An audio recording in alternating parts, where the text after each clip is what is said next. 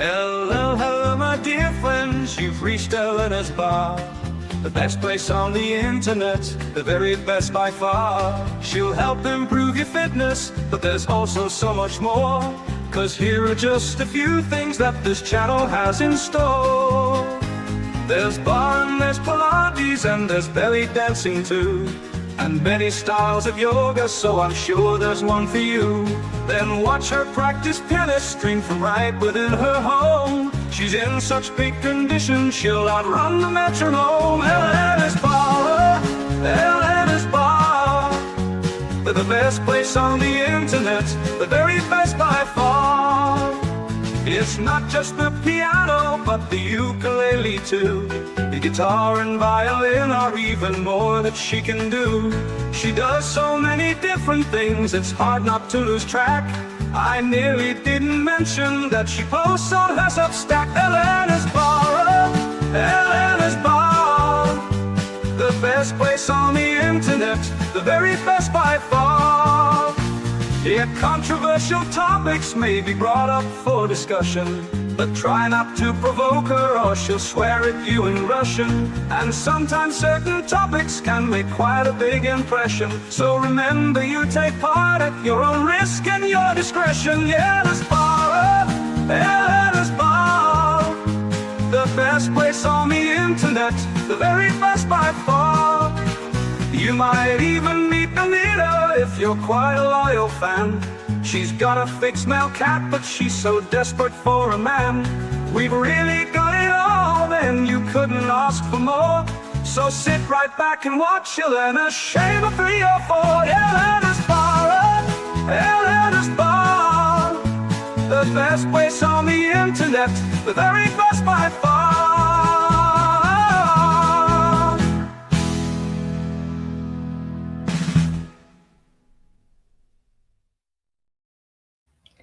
Hello, hello, my dear friends. Welcome back to Elena's Bar and the Resurgence of Sanity. How are you doing, guys, today? Another good day. Another good day. Now I'm so old. I'm just happy to be up and about and breathing. Oh, Steve, well, we are happy that you are still here with us. How are you doing, Plutarch? I exist today. Oh, good. Well, you woke up. I'm so happy. Yeah, I really enjoy our conversations. Today we have a fun topic, guys. It's very controversial. We are talking about who the true enemy is. And it's based on your Wednesday's live stream. If you guys haven't watched it yet, I highly recommend you to check it on the Resurgence of Sanity YouTube channel. Yeah. You actually brought it up. You talked about the women, right, Steve? Oh, I was on a bit of a rant. Oh, yeah, but still, it's a fun topic to discuss today. And guys, if you're joining us, remember to tell us what you think about it. You can drop a comment in the comment section if you're watching the replay or if you're here live. Yeah, please tell us what you think. And I wanted to bring up some examples of women because I've been challenging some lawyers lately. And the stuff that they talk about is just all circulating around man up. Divorce is not such a big deal if you only do some risk mitigation and remember that you can always protect yourself. So basically, they're trying to convince indirectly. They're not saying, "Oh yes, man, go marry this woman," but they are kind of promoting the divorce to men in a way that it's not detrimental to them. But then my question is, why even bother if men already know what's coming for them? Men don't. Exactly. Yeah, I was just going to say that. Again, you're grouping all men into a category of this is what men do. And if you tell them this, oh, why should any man do it? You know what? Each man makes his own decisions. Oh, I'm not saying that men won't make their own decisions. It's just the narratives that I hear on social media. This is what is being promoted to men. Yeah, but each man deals with it differently. True. Men deal with narratives completely differently than women do. A lot of men see the narrative and they then make their choice. Fuck this. Not going there, not doing that. I can't compete, so I'm going to go sit in my room and pout. Or some men say, "Well, I'm going to go do my own thing and don't care about that stuff now." Other men are say, "Well, you know what? I'm going to try. I'm going to learn these skills or those skills and try this way." Other men are going to choose, "Hey, you know what? I'm going to go to church. I'm going to become Christian. And surely it's better over there." See, each man makes his own decisions.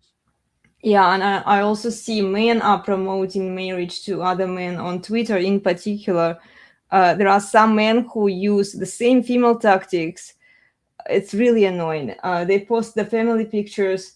There is one guy in particular, he recently posted a picture of him, his wife, and 5 children. And he says that marriage is the best decision he's ever made.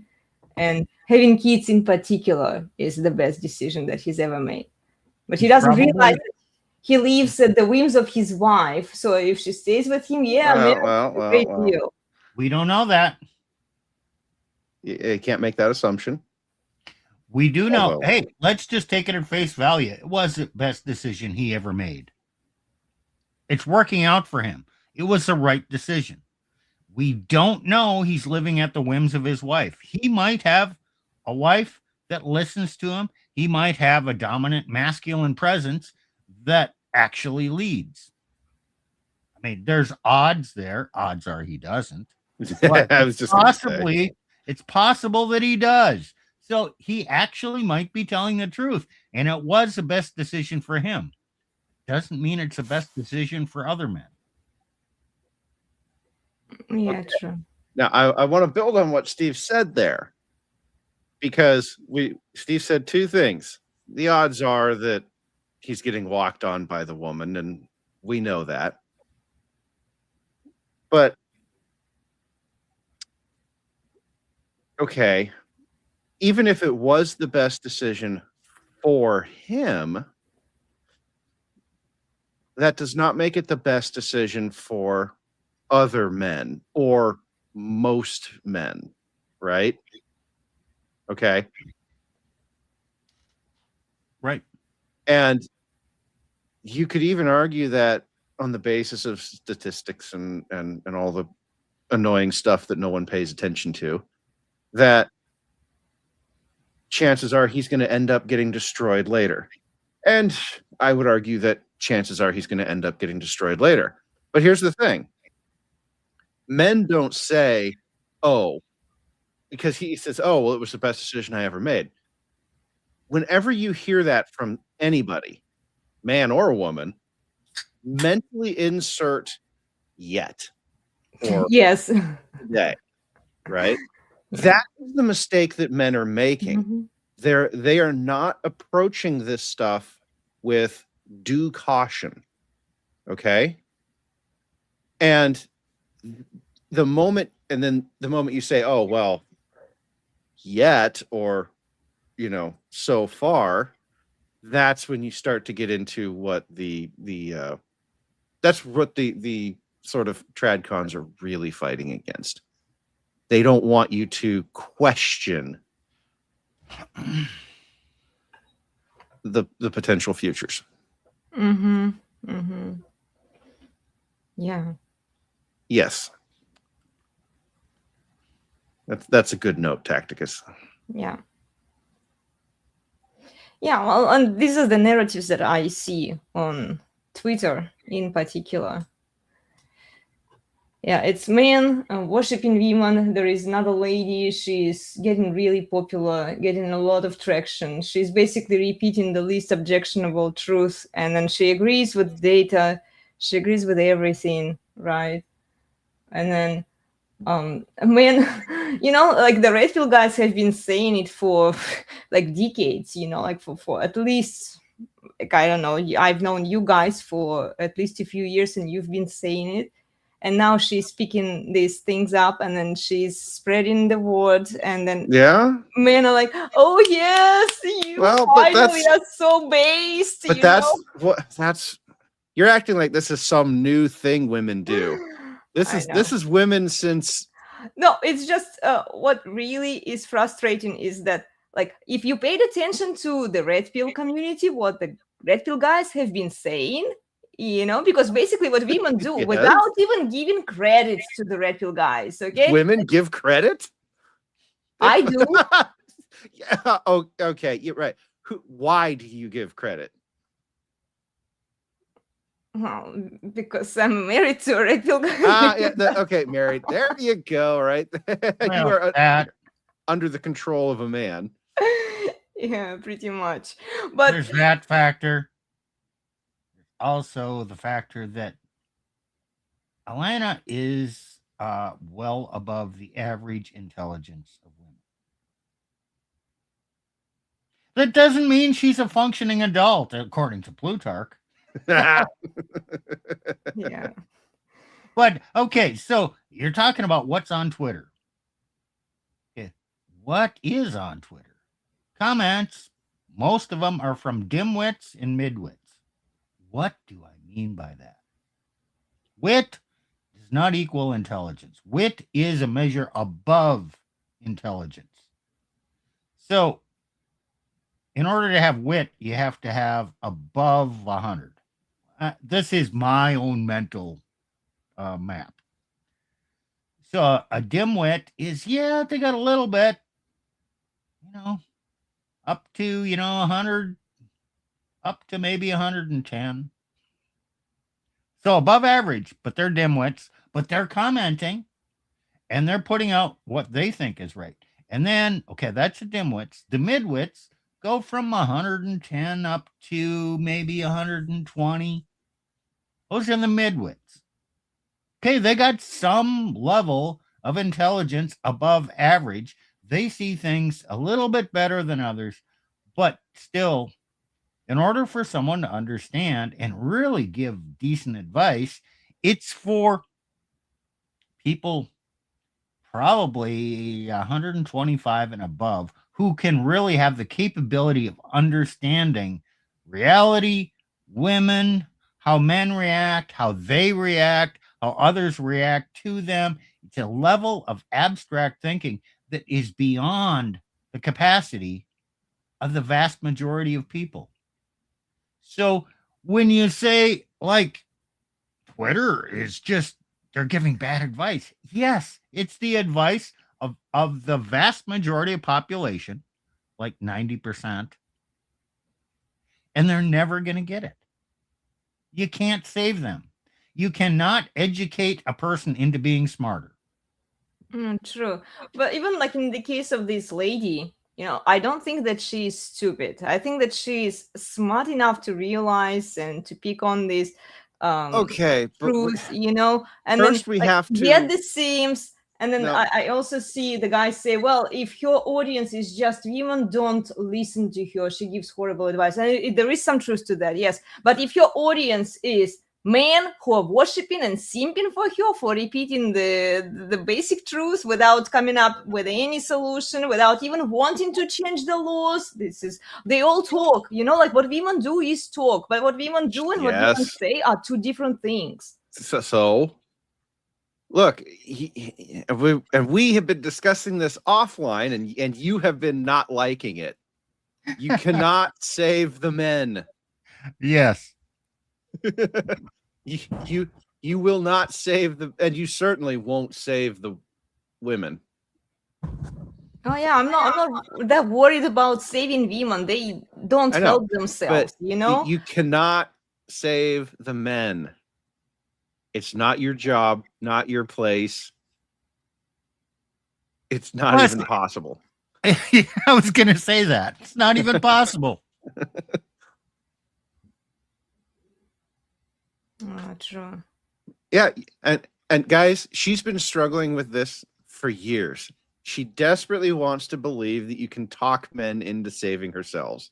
You can't. It's just not possible. And it's one of the hardest things about the red pill as somebody who works with men, speaks to men. It's one of the hardest things to accept is that you can say all the right words. You can give them all the information, all the stats, all the anecdotes, all the social medias, and they will still plow headlong into that meat grinder. Oh, you forgot a step. While you're talking to them, they might say, "Oh, yeah, that makes sense. Yeah. Oh, great."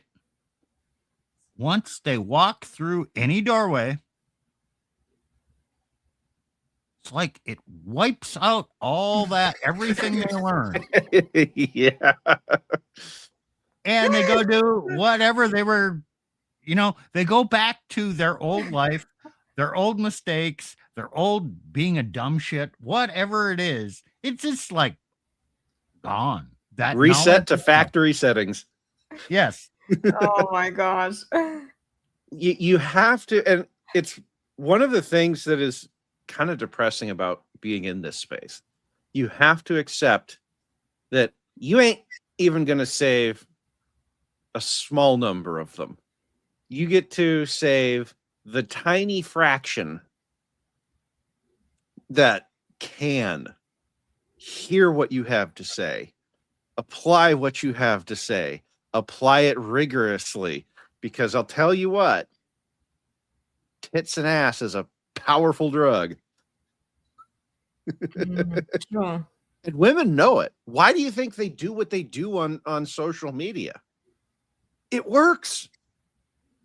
It does work, yeah. And they know exactly what they are doing. They know. I will be actually suspicious of women who have also big male audience, because most of those guys, they are just simps. So it's not even that now talking about the red pill topics is becoming more popular. So we see more women are diving into it. Whether they associate themselves with red pill or not, it's irrelevant. They are still repeating those things, as the red pill guys have been saying for many years. Yes. Now it's becoming more socially acceptable. Yes. So they do it. But then, like, what is their motivation? Why are they doing it? Oh, okay. Back, when the Communist Party, socialists were growing, and it was all men in there.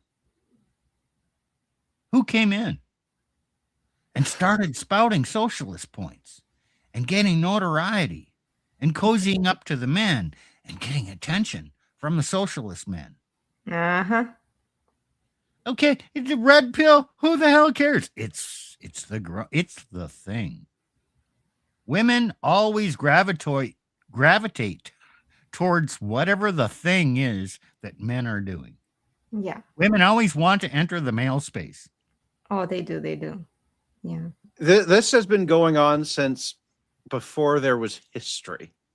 If you're hoping for something new or different out of women, sorry, this guys. is why I made a post recently on my Instagram and also on Twitter. I say that men who know history, they are less likely to simp for women, because it's a repeated cycle. We are going through this every now and then. And then if you're paying attention to, like Steve mentioned, like what was happening with the socialists, right? Even before that, women were always trying to invade the male spaces. And whether it's men doing good, men doing bad, whatever the social movement is, women want to infiltrate. True. Be part of the club. True. Why? Why do they want to do that, Alana? Oh, it's about power and control for them. If they can sanitize those men, like, come on. That's secondary. They want to. What's the genesis? What is the genesis? What do they want? No, what do they want first? One word. Well, they want attention first. If they get attention, then they can, tweak the message. The social media people probably want attention, yes, but that's not women. What's attention mean? They get what they want. It means status. Well, status too. They get what they want. No, Still. she's not getting it. Status. Women are all individual women are always at war with other women because each individual woman wants the status above other women. With the status comes attention. With the status comes power and influence. But it's really the status. Women are status seeking creatures. Right.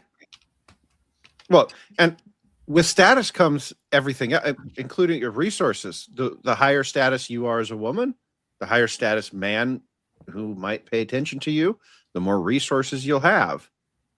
Now, that's a whole can of worms you can open up about a man's resources and the way the laws are set up.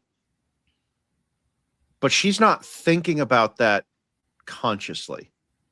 In fact, I would go so far as to say, never attribute to conscious thought what you can attribute to base biological programming when it comes to women, because it's always the base biological programming. These women aren't doing this.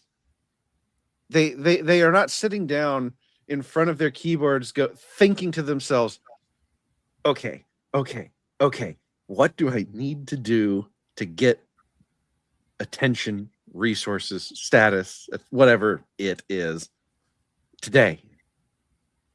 Women do not think. Well, Elena darling, if they does not think like if that. if they see other women get it, monkeys see, monkeys do. Women are going to women. Right. They look around and they go, okay, which woman has more status than I do? How can I get more status than her? Oh, Yeah. well, I can say red pill things. That'll get me some notoriety. That'll piss off some women and make some men like me. Yeah, it's all about the intrasexual competition for male attention against other women. Yeah, it's female nature. It's what they do. So Whether men accept it and act upon it, and then just lose their frame for this based women. Where were they even 10 years ago? So who is the enemy of a woman? She herself is her own enemy. No. She's playing for herself. Who is her enemy? Oh, well, the other women are her enemy. Yes. And she's come up with a term that illustrates this. Do you know what that term is? What? Frenemy. Oh, frenemy. Yeah, true. Hey, Plutarch, do men have frenemies? No. You are friend or you are enemy. Now, I understand that there are some beta, deeply broken men who are willing to play feminine games, but a man, no. We do the friend enemy distinction very well. And women also, well, they don't have to do the distinction because every woman is a frenemy. Bingo. Yeah, they're close to me, but I keep them close to me because I'm competing against them and I want to learn from them about some secrets. And then if I can use those secrets and spread gossip or rumor or backstab them or just appear more pure, more this, more that, more wealthy. I'm better in control of my man than you're in control of your man. It's a frenemy, and it's just reality for women. Well, I'm going to take this a little further because superficially, these women are all friends. You know, you see them, they get together. Oh, how you doing, girl? Oh, that horrible man, he's doing horrible things. Oh, let me listen to you. Oh, just how horrible is that latest story? Oh, right. And they sound empathic and they sound like you're you know, they're going to take everything and they're just going to love on you and make you feel better about it. Yeah, tacticus. Okay. But what do they actually do with that information that you give them? They go around your back. They cheat on. They will take the husband and cheat with him because you already told them that, hey, look, the relationship's on the rocks, right? Yeah. So it's okay for her now. But that's what women actually do with the information. They take it and they use it to their advantage against each well, other. specifically, they take it and use it against other women. Yeah. Oh, yes, you should leave that man. Mm-hmm. Oh, so she wants to destroy the other woman's marriage, destroy her kids, destroy her future, and then it's not conscious. It's just instinctual. Because women almost always do worse off after divorce. At least their reproductive days are kind of hampered or done, or now they're going to have children by more than one man. Oh, yeah, lower status. Oh, yes, she's been around. Do women spread gossip of, oh, yeah, she's a bit promiscuous? Do they say that about other women? All the fucking time. Ah. So women have no problem, especially what really I find it amusing. Okay, I find it very fascinating. I watch women of promiscuous behavior, like, and this is why I say, if you want to get a better picture and understanding of her character, check her other platforms, what stuff she posts there, guys, because I've seen women who are preaching morality, giving advice to men, how men are supposed to live, how women are supposed to live and treat each other, and etc. And then on their Instagram page, if you bothered to look, all promiscuous content, like swimming suits, like everything, like revealing so much skin. And these are the women that the Sims are worshiping and saying, "Oh, you are so based on your body." That's not even the most interesting. Well, it's just the audacity that these women have, and then they have no problem criticizing other women. Whores have no problem calling out other whores. They never will either. They won't. It's simple. Women promote promiscuity in other women, and then at the same time they will denigrate those other women behind, among other people, not to their face, but they will throw those other women under the bus. They want them to do worse, and so you see, I'm so much better than that promiscuous woman. But when they're talking to that promiscuous woman, oh yes, you should go do that. But these women can even see if they bothered to look and actually analyze, like, critically. Okay, ladies. Well, they don't do that. So stop your sentence. They don't do that. So stop your sentence right there. Hold on, women thinking critically. Yeah. Some do, maybe a couple. Really? How many? Percentage-wise? I don't know, less than 1%, maybe. Yeah.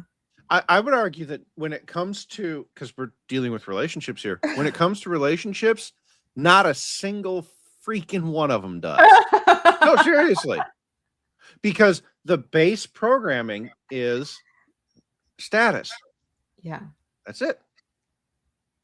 Hey, my second wife was a very intelligent woman. Still is.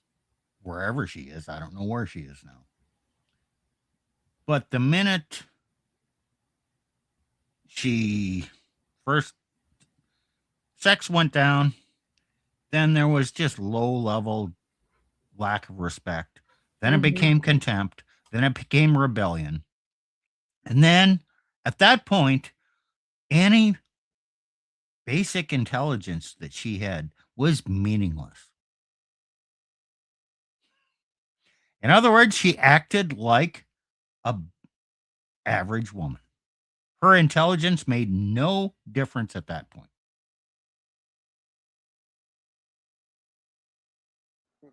Women want to think that they are better than they are, that they're better than their biology. What are you doing over there? I'm trying to remove this notification because it's a little annoying, guys. I'm so sorry. I was trying to adjust. I'm surprised that somehow Nightbot reconnected with my YouTube channel and these old Oh. settings. I was trying to change them so that it doesn't bug you guys. It's not bugging me. Yeah. Oh, okay. Well, it's just the guys in the chat, in the audience. I'm sorry. I'll try to fix it for next time. Okay. So, when you're dealing with women in anything that, yeah, doing her nails. That was last night. So when you're dealing with women in relationships, throw out any concept of a rational thought. This is not about rational thoughts for women. They don't give a crap about any of that. They are simply seeking the best option that they can find. That we can use red pill shorthand that fills her hypergamous needs, right? You can use the language of science. You can say, oh, well, she needs provision and protection, and she needs, she needs to pass on her genes to the best man she can find, who can take care of her, who can protect her, right? All of that, right? It doesn't matter what language you use. None of that is in the language of logic and rationality. It's just not in the goal set.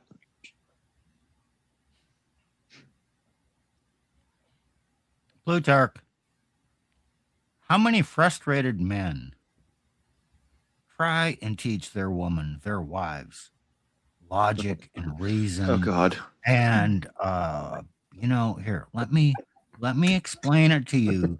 You can process this and you can see reality the way it actually is. Uh-huh. Oh, I'd say damn near 100%. How many men are successful at doing that? What's the inverse of 100%? The only thing I can say is every man that tries will 100% of the time fail. So you're not teaching me rational thinking. No, I have not taught you rational thinking, nor have I tried. Oh, okay. Most of my attempts with you are to get you to climb off the anger ladder. That's most of it. So what is he doing that is successful?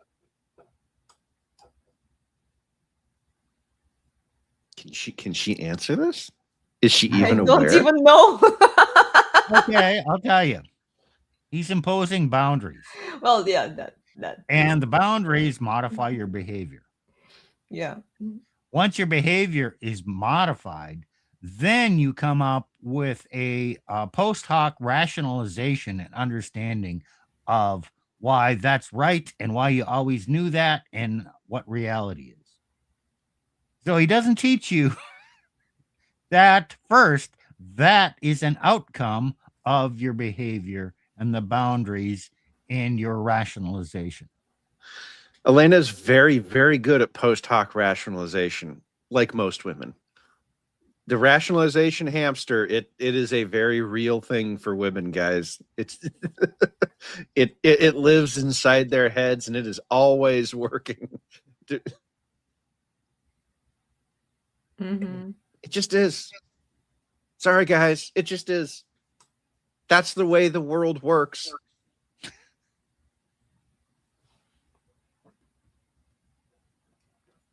Yeah.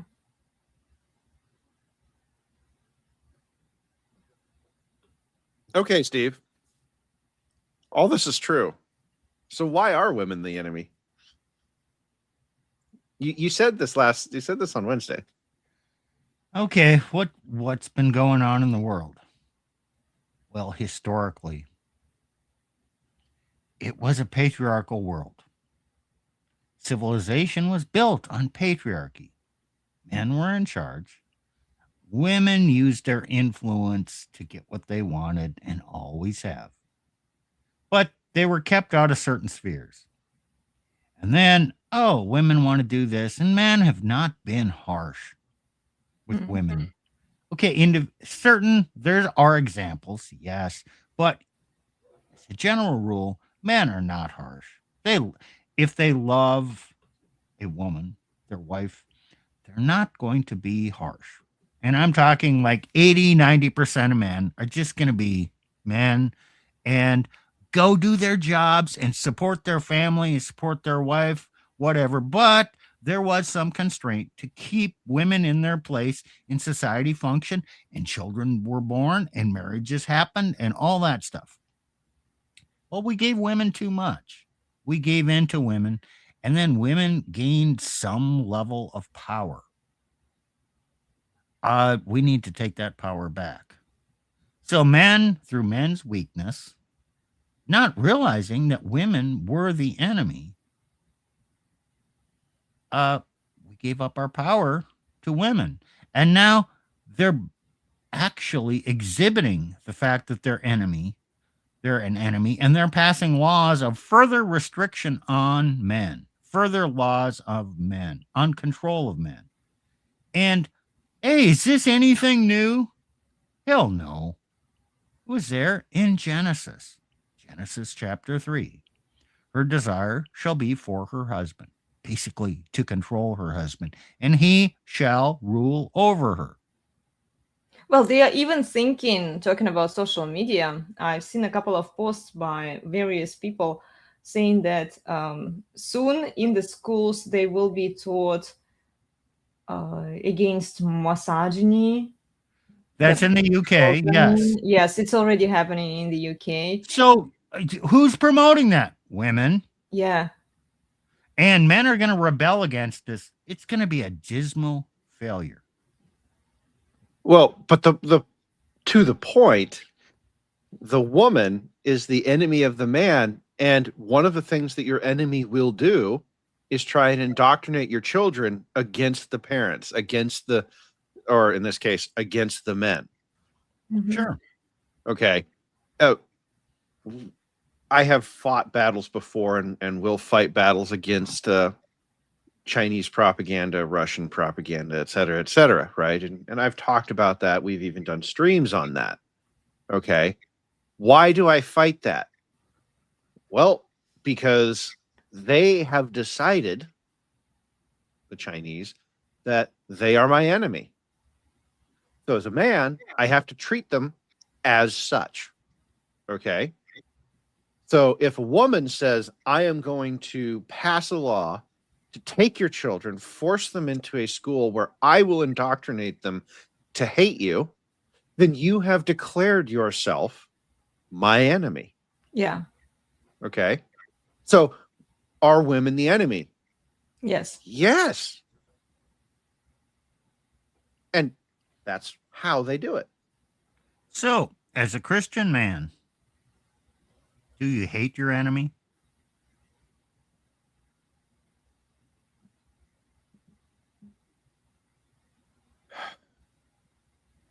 Hate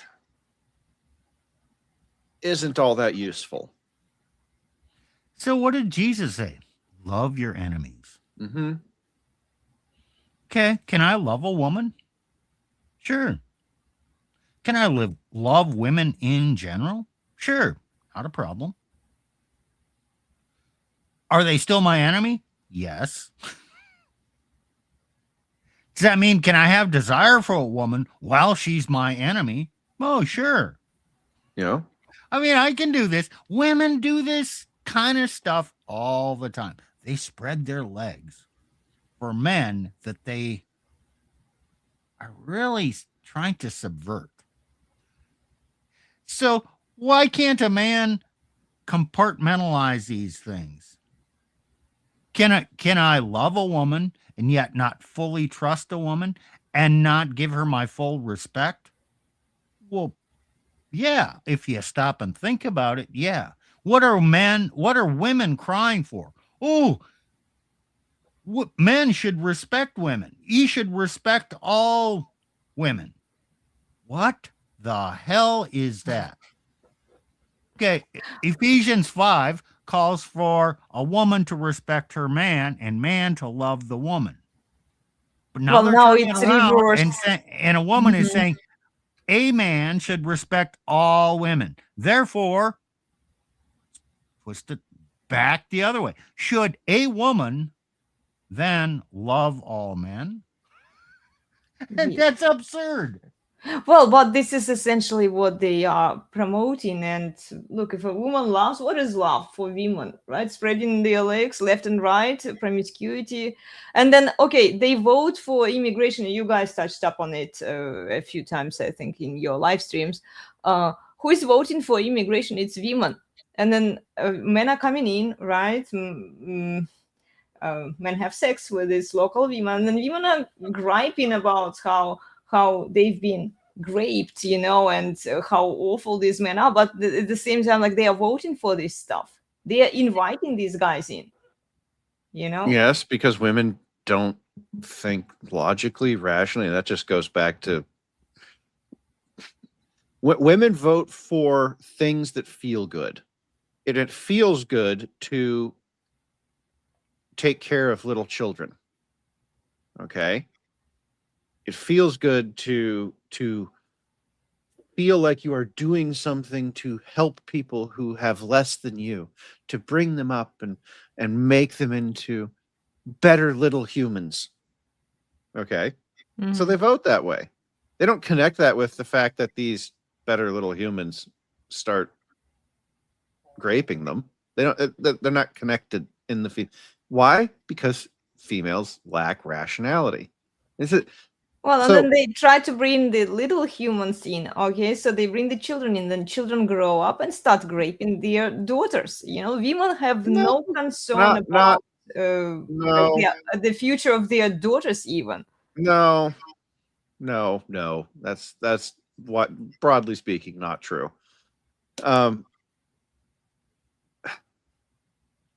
You're always trying to take things way too far, and you always you have this habit of saying the thing that it seems like it's the logical conclusion, but that's really not what happens. Well, No. okay, what happens? Why do women vote for I just told you why women vote to bring in immigrants. It's because they want to help people that they feel are Well, they how do broken. they defend it? Okay, we want those kids that are less fortunate to have better lives. Sure, right. But that's but that's where it ends. You're assuming that there's something else there. There's not. Just leave it alone. That's where it ends. No, I'm just saying that they're not thinking about the consequences of No, bringing these women people. don't think about consequences. That's all I'm saying. I okay. Right, they don't. Okay. Because that's what men do. Men think about consequences, okay? Where women get themselves twisted up, where women become the enemy of men, is when women get power and and they do something and men say, here are the consequences of doing this thing. And the women go, okay, we're going to do it anyway. Because it feels good. Because it feels good. Because it feels good is the driver. It's not the consequence. That's what's pushing I know women that. to do It's this. pushing women, yeah. They Okay. do crazy It's- things because it's what it feels good. makes women the enemy. And by makes, I mean builds. Okay. It builds women into the enemy because they can't let go of it. Okay.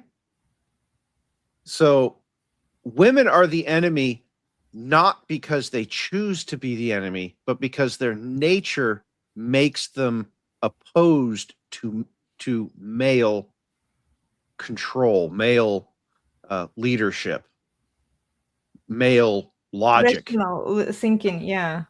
Okay, it's this isn't enemies as these aren't ideological enemies, like, communism versus capitalism, right? This isn't that kind of enemy.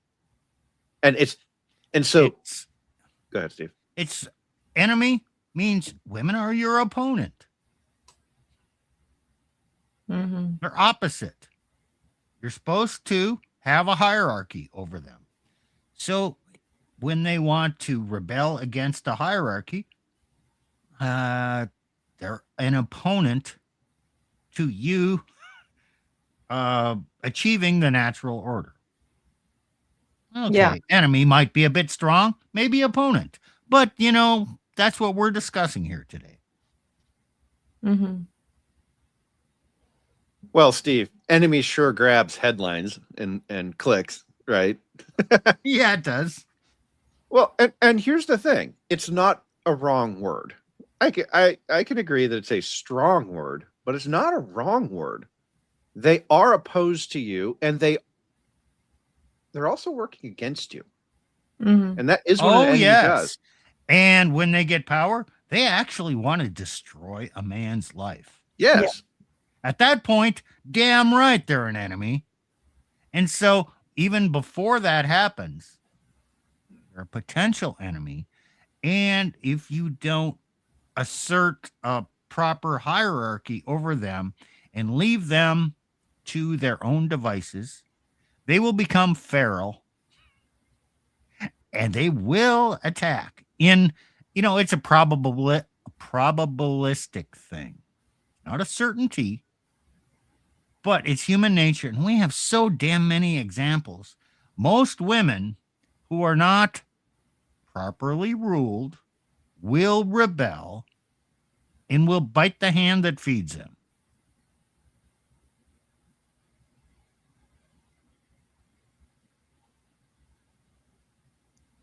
And it's kind of funny to watch them do it. Because, Steve, as you said earlier in the stream, these women almost universally end up, or Steve, or was it Elena? I can't remember. These women almost universally end up worse off. Oh, yeah.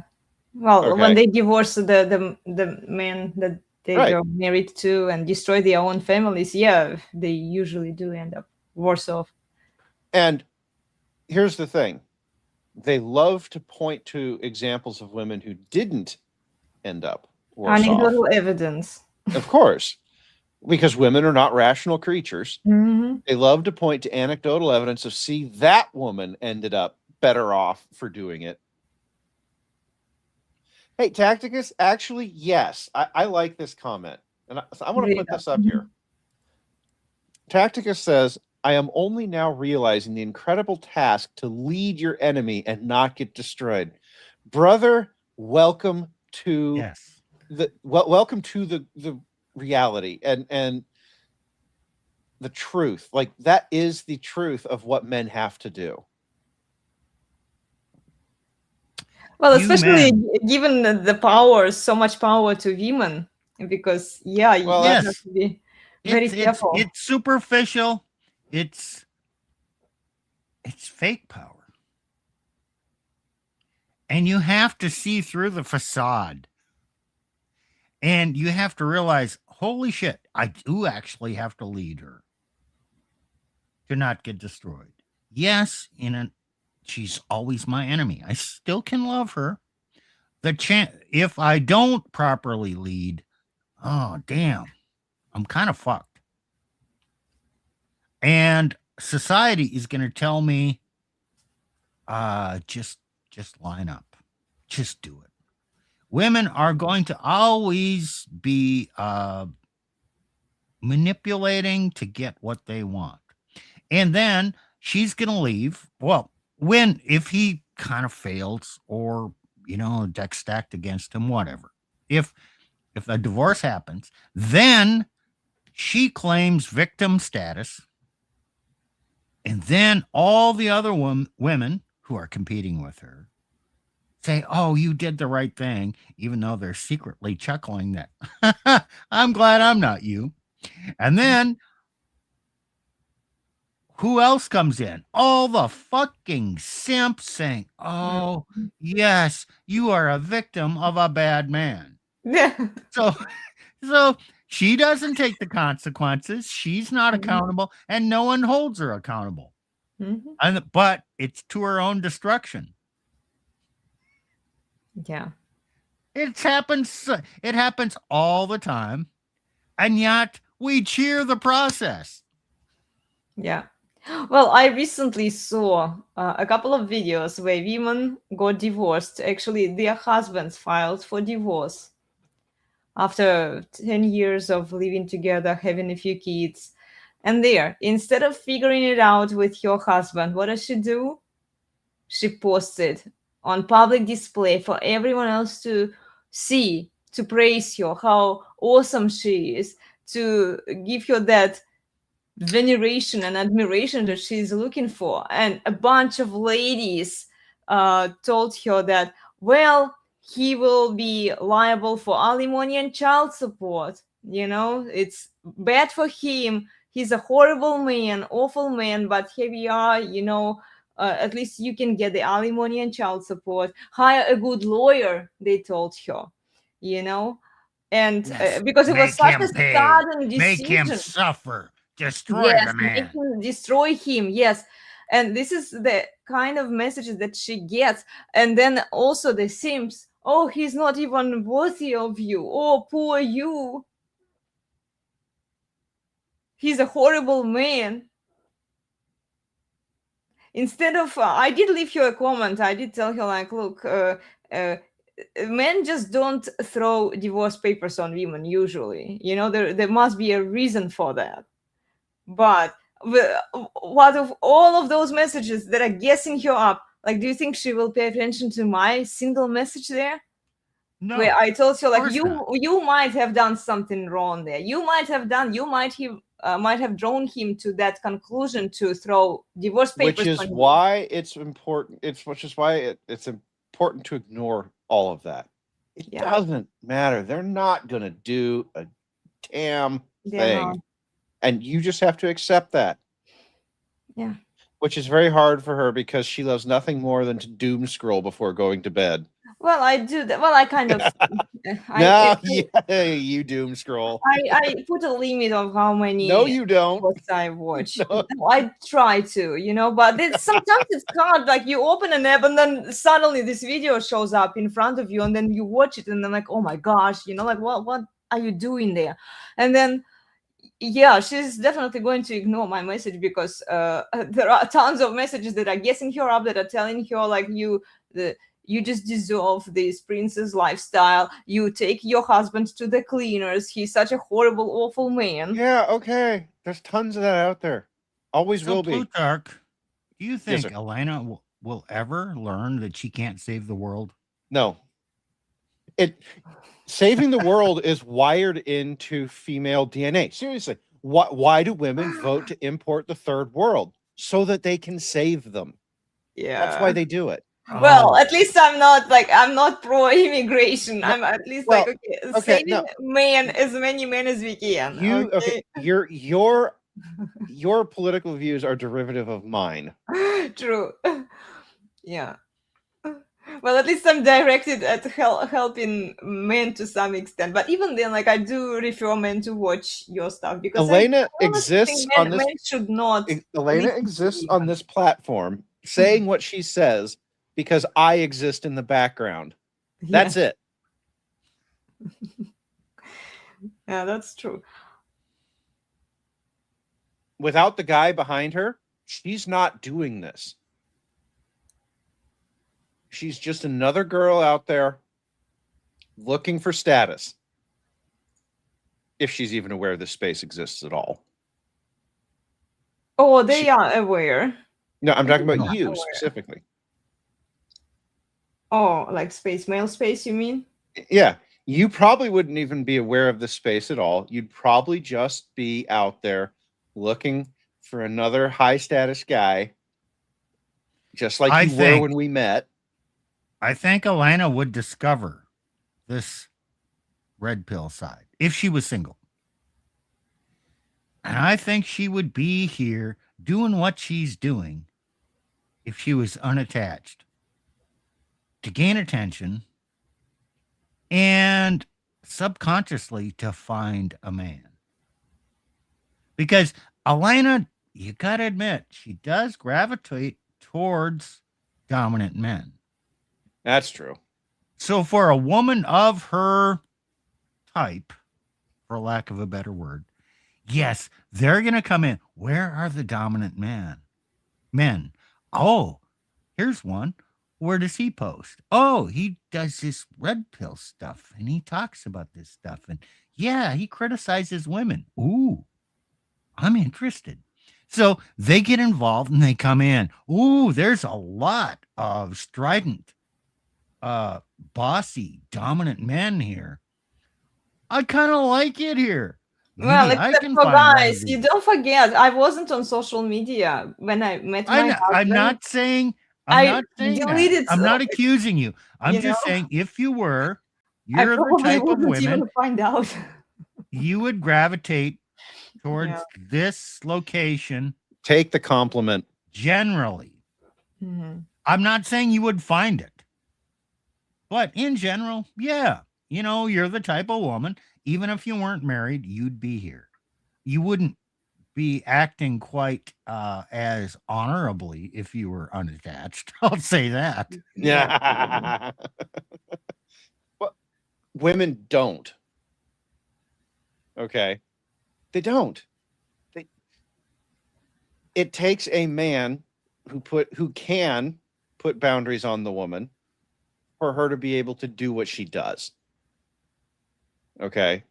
That and that's Steve and I are saying the same thing different ways. Yeah. Steve's saying, well, she wouldn't, and here's what she would be doing. I'm saying she doesn't, and here's what she is doing and why. Okay. The point is there are always going to be women. There's always going to be lots of women who gravitate towards strong, dominant men. And there's a lot of women who are terminally online, and they are going to see, oh, wow, these men over here, they say things. They say things I don't like. And then when I tell them to get back on the beta plantation, they say no. This gives me tingles that I don't understand. I must find out more. And some of them will find out more and they'll crash out and they'll go tell the world they found this great, horrible place of grand misogyny. And others will go, wow, this feels kind of nice. I like these tingles. Can I get more of these tingles? How might I get more of these tingles? How might I get more of these men paying attention to me? Oh, well, I can start saying things that they say. And this is what they do. And even like I'm actually okay. Yes. Okay, well, this is what they do. And then some of them are even married, which should tell you something, like where are their husbands? This is what Nick likes to ask these ladies. Where are their husbands? Okay, we don't see them in the red pill arena or anywhere, And then it's like, what does it tell you? No. Yourself in Guys, the red pill. watch her spiral. Watch her spiral. This is what I deal with every day. So, do a certain percentage of women long for rating season? Rating. They don't even know what it means. But biologically, do they long for were there a certain percentage of women that didn't dread rating season? Elena is confused. She doesn't even know what that was. What was it then? Come on, you started it, Steve. Okay. So we're going to go way back to the Viking days. Okay. And, those Norwegian Swedes, the Vikings, would sail in on their ships and they'd go down to the coast of Ireland. And there were a bunch of Irish men there, maybe farmers, maybe warriors, but you know what? They'd be off at war, and every so often the Viking raids would come in. What do men like to do when they raid? Yeah, I can see your Okay, you know what? They're going to have their fun. Chad Okay, season. then they're going to leave. And the men are going to come back. Normality will reassert. And then, oh, you were violated by one of these bad Vikings. Oh, yes. Oh, it must have been so bad for you. But is she held accountable? No. No, probably not. Is she booted out? Probably not. So, you know what? Rating season. These dominant men come in. And as long as I cooperate, I survive. Okay. Gee, when's the next one? Now, I'm not promoting this. I'm just saying, is there an evolutionary process that made women have to develop a certain longing and an acceptance of this? And did certain women actually, I kind of get a whole bunch more of physical fun, a bit more dominance than my husband does. And you know what? It's not my fault. I didn't make a choice. I was just here. I'm not accountable. It just happened. Yes. Yeah. It just happens to her a lot. Yeah, right. So, She had okay. nothing to do with it. Women are completely unconscious of this. But if the men around them are too damn safe, might they not have some inclination to invite in, let's bring some men from the other side of the world who aren't quite so civilized? Yeah, this is what Is it right? just a thirst for some dominance for a bit of rating? Okay, this is completely controversial. I'm just throwing out the idea.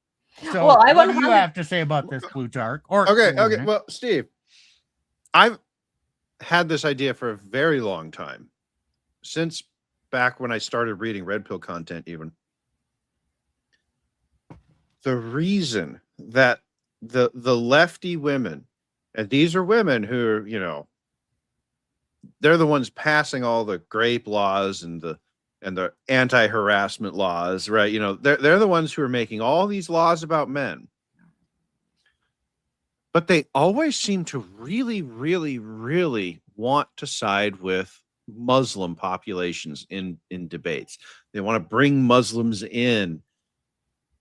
The lefty women that do all of these laws that are very anti-Muslim laws always seem to be desperate to have Muslim men.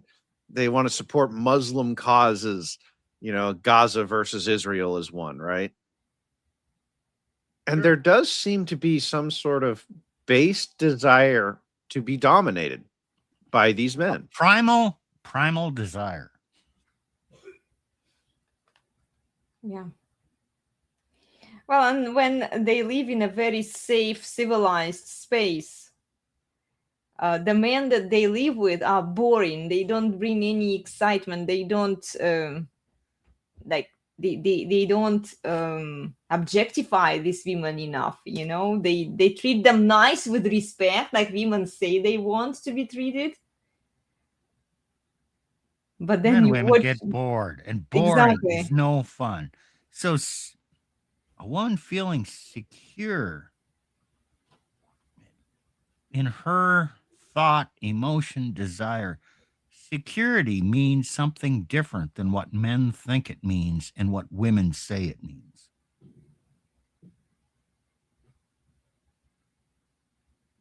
Oh, yeah.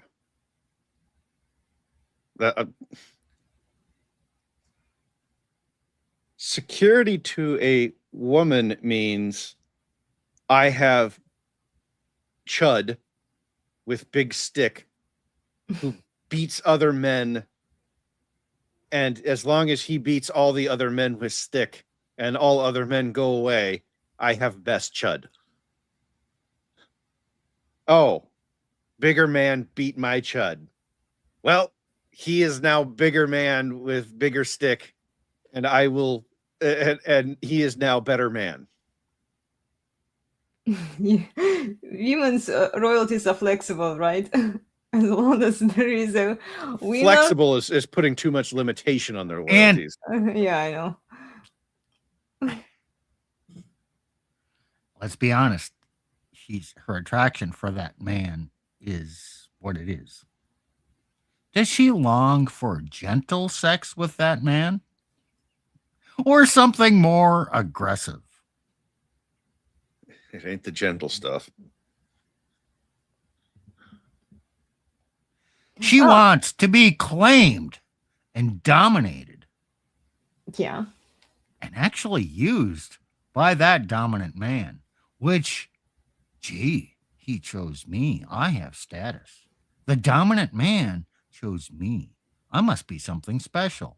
So those immigrants, when they come and then they grab these women, they show some dominance. I'm not. Yeah, they do. I'm not promoting this, No, but they do. Still, like looking at it from biological standpoint, right? They established some boundaries and dominance over these women, and this is why women want it, but then they want to be rescued. It's very convenient for women. Okay, they invite all of these immigrants in, and then they expect the local men step up, wipe us up, like defend us, right? Yeah, think about it this way. It's a test of the local men. It is a test of Can he step up? Sure. It's a major societal shit test. Yeah. Yes. Yes. Mm-hmm.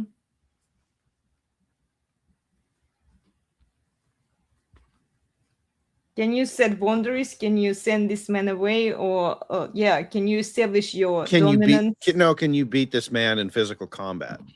Yeah. One-on-one. Don't with these women, don't think that they're thinking some sort of abstract big picture. They're not. Mm-hmm. Can you beat this man in they're not thinking. They're feeling.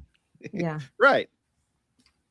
The feelings that they feel on the like the immigrant importation thing, they're abstract in the sense that those feelings are not directed at any one specific example of what they're importing. Okay. They just know that they see bad things happening to people, and they want those bad things to stop. And the best way to make them stop is, well, to bring them into your house and feed them and clothe them and give them everything they need. And surely if you do that, then these people will stop being savages and they will adopt your civilization. That part doesn't work, but the women aren't thinking that to a woman, the idea that it could fail is impossible. And I'm using impossible in a kind of sense is that they can't conceive of their own failure. Women do not conceive of their own failure.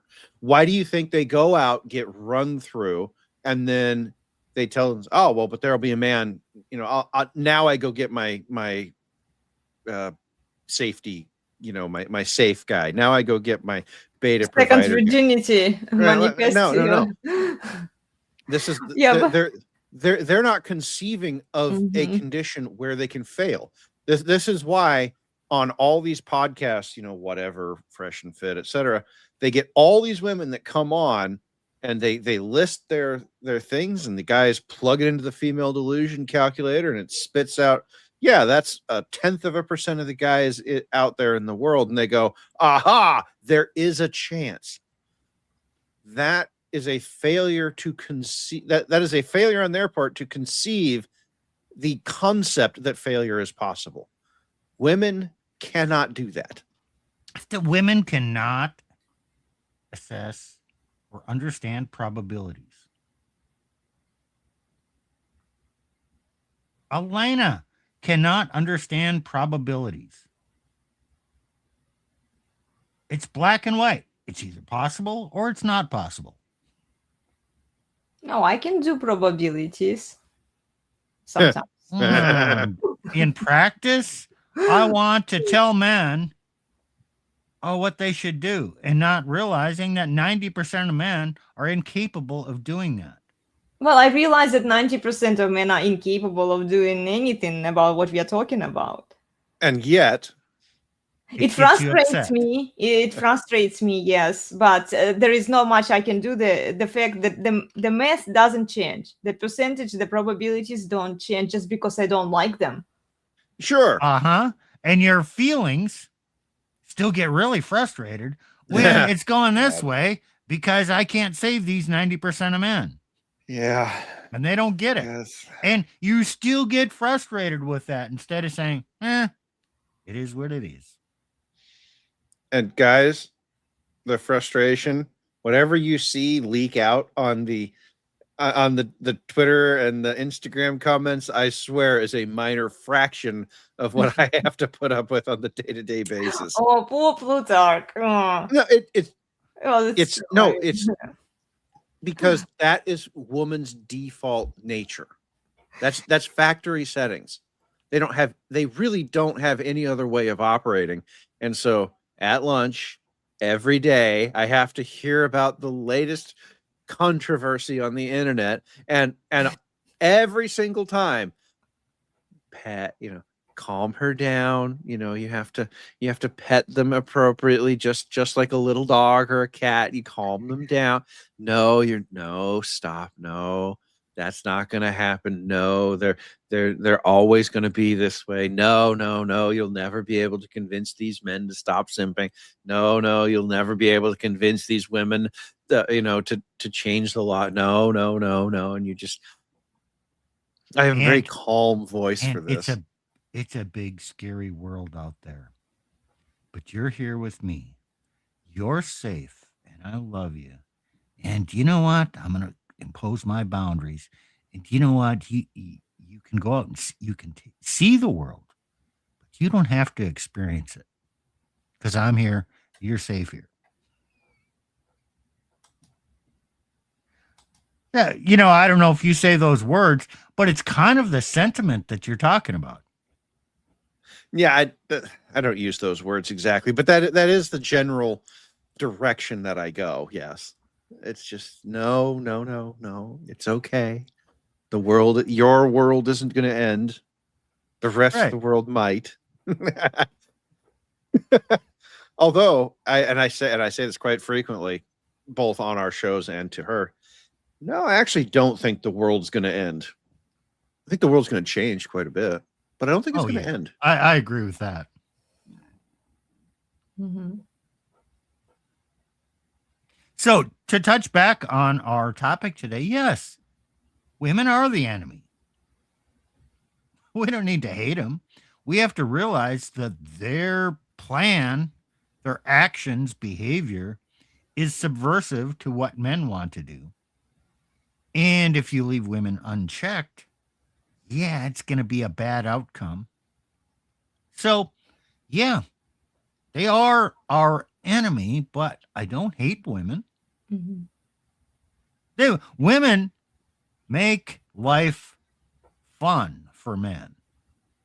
Give purpose to men. Remember, back again in Genesis, Adam lamented, damn, I've done all these things, I've named all the animals, and I'm lonely. I need a companion. Because I didn't find any companion fit for me. So God created woman. And you know what? Men still need a challenge. So ruling a woman is a big challenge. It's doable. But yes, men do need women. Women are going to say they don't need men because they have no clue as to how life would be without men doing, maintaining everything. So, okay, they're my enemy, but they're also my purpose. Great, fine. Seems like a paradox, but life is full of paradoxes. I don't think men need women. And this is, by the way, like a very, how feminists would take it to an extreme and say, well, yes, men need women. See, men need women to have babies, men need women to procreate and to do all of those things, to give them purpose, to build men, to like, they will take it to an extreme just because men agree with some biological facts, you know, that yeah, like biologically both men and women, they kind of need each other, but like women need men more than men need women to survive. Darling, we can't hear you. Mute button's not working. Mhm. You just said two different things, though. You just said men don't need women, and then you said, well, men need women less than women need men. Which is it? Like I mean, I'm responding to Steve. I know, but and what I'm he was asking you a saying. question. Which is it? Steve knows what I just did here. That's why he's smiling over there. Yeah. Like, okay, men don't need wives to procreate. They can procreate. Well, okay. without, Now Yeah, you they know. do. Well, no, they men need women. need women to procreate. Yes, men Oh. need women. But they need women, yeah, to procreate. Yes, if they want to Okay. procreate, then yeah. If they don't want to procreate, then it's like we don't need women. Go back to Genesis 3. Did Adam need a woman? No. No, he wanted one. Big difference. Greatly, deeply in his core, I want a companion. Okay, so got a companion. Now, man, this companion, damn. The tits, the ass. I'm telling you, that's a fine thing. I want that. I'm gonna have fun with that. Oh yes, and I will keep her. I will support her, and I will talk to her, and she'll talk to me, and I'm in charge. And you know what? This works. But he never needed her. He did a lot of shit before she was around. Same thing with men today. Do they need sex? No. Do they need companionship? No. Do they greatly desire sex? Hell yes. Yup. Do they greatly desire companionship? Hell yes. Yup. Do they realize that they need to dominate and lead and maintain the hierarchy? Nope. Pretty much. Well, this is, I think, the problem is where they want those things. Okay, what women will always say, the church ladies, I've seen them do it too. The TredCon women, the Tred wives, all of these LARPing, Jesus is my boyfriend ladies, right? They all say, oh, well, men need women. Men need women, men need wives, right? Men need us. So we are building our men, we are shaping our men, right? Okay, Woman fine. will always But find a way, like what- to Sure, yes, women will always find a way to make what they have what men need. But that's what we're saying here. Men don't need it. They just greatly desire it.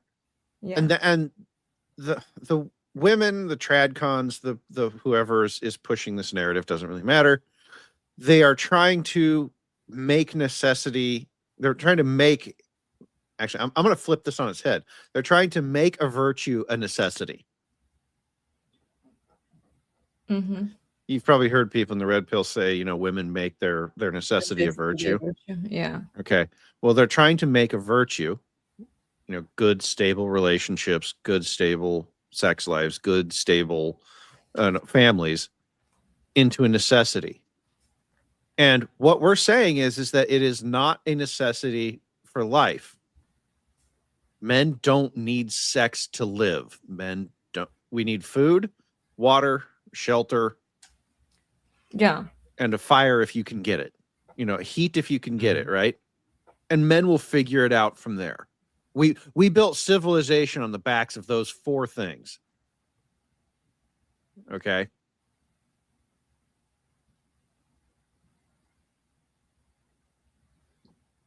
There you go.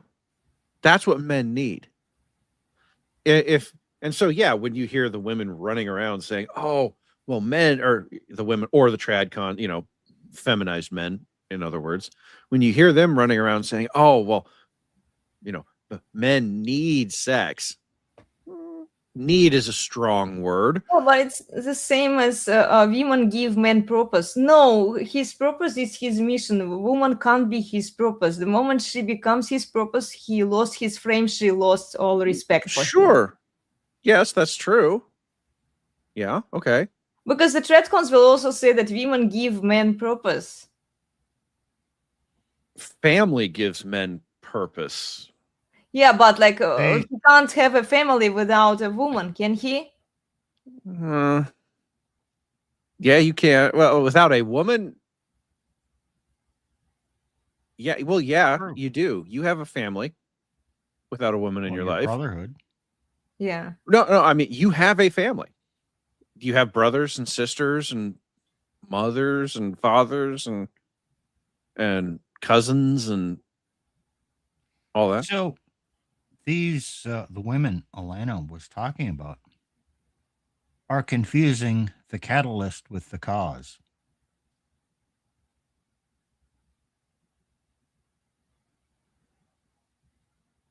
Can you explain? I will, unless Plutarch wants to explain. No, you can have this one, Steve. You started it. Okay.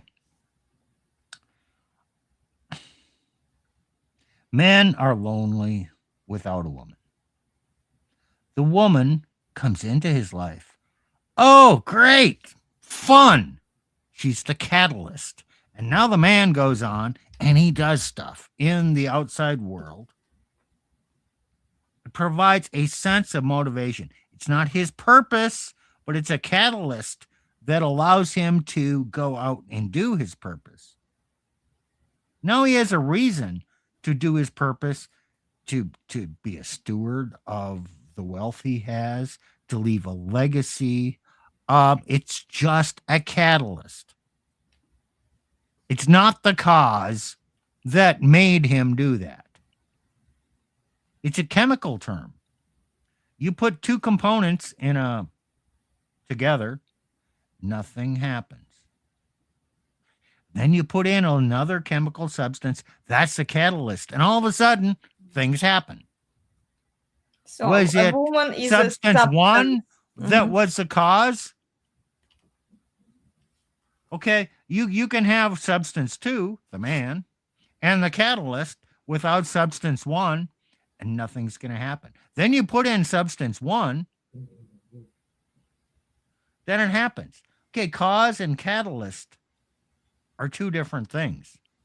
Well, So okay. no, it's a misnomer to say that a woman is a man's purpose. No, she is his companion. He's the dominant, he's the head, he's going to direct things, and she is his companion on the journey, which makes the journey fun. But his journey is not to serve her. So in mathematical formula, he would be the cause, the man would be the cause. You add substance of woman, and you get the. In other words, she's helping him to reach his purpose, right? She's Equals purpose. necessary. But She's a can you- catalyst. Her presence just causes this thing to happen. Well, assuming he wants that virtue, assuming he wants that family, then yes, she's the necessary chemical substance Yes. to have that family.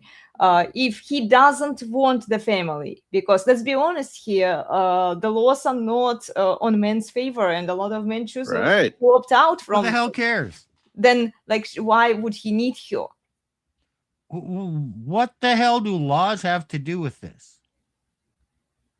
Oh, because if men are rational, She- No. She's It's human. It's human desire. Laws have no impact on human desire. Not even a little. Steve, she does. This is one of the things she tries to connect everything to everything else. It is the spaghetti brain of women. Okay, that's all that's going on Yeah. here.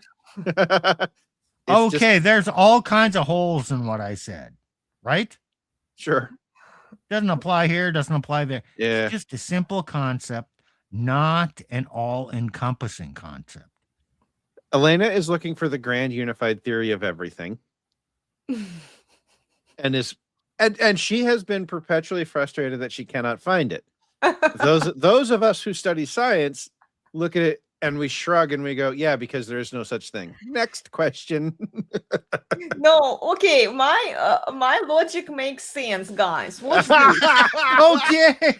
I'll explain it to you. I'll explain it. Does your logic make sense in the mind of men or only in the mind of a woman? Well, you'll decide. Let me say what I think. Okay, so if a man, we have mathematical formulas. I kind of like using mathematical formulas because they're easy. Okay, if a man wants a family, okay, and if he wants to procreate, he wants to have a family, he wants to have the legacy of his kids, then yes, a woman is an important substance for him to get there, right? But if a man doesn't want a family, and what we say in the red pill, no, I have to stop you already. I have to stop you already. You've already made. Well, you've already made Let me finish. You've already made a fundamental error. Why? You've conflated two things that are different. What are the two things that are different? Kids and family. You by definition of existing have a family without, regardless of whether or not you have kids. You have a family the moment you're born. Could be a family that's dysfunctional as fuck, but you have one. Okay? Well, okay.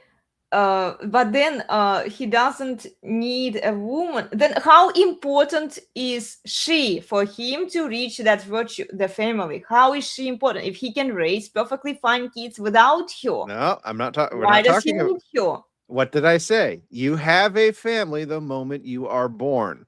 You do not need a woman for a family, period. End of discussion, full stop. You do, however, need a woman if you wish to procreate. A woman to have a family. Not family. Well, hold on. So I'm trying to make sense out of this. So you can have a family without a woman. You can raise kids It's without not can. a woman. You always have a family. Well, okay, you are born. I'm not talking about like, okay, you want to have your own kids, and then okay. To procreate, you need to find a woman so that you can procreate with her, right? But you don't need to wife her up, because in order for you to have a family, your kids technically already have a family. It's just going to be a dysfunctional family. Well, it doesn't have to be. Well, I mean, like to some extent, like the parents are separated, whatever, right? Right. Okay. Raised by single mommy. Yeah. If you want to procreate, then you need a woman. That is what you need a woman for. That's the only. It's the only thing you need a woman for. Steve was saying that to get the purpose, she is important. Oh, no. Purpose is not derived from women, and Steve was not saying that. I do not derive purpose from women. So think about it this way. A man should have a purpose, right? Yes. And his purpose gets changes when he has a legacy. Correct? Yeah. What's his legacy?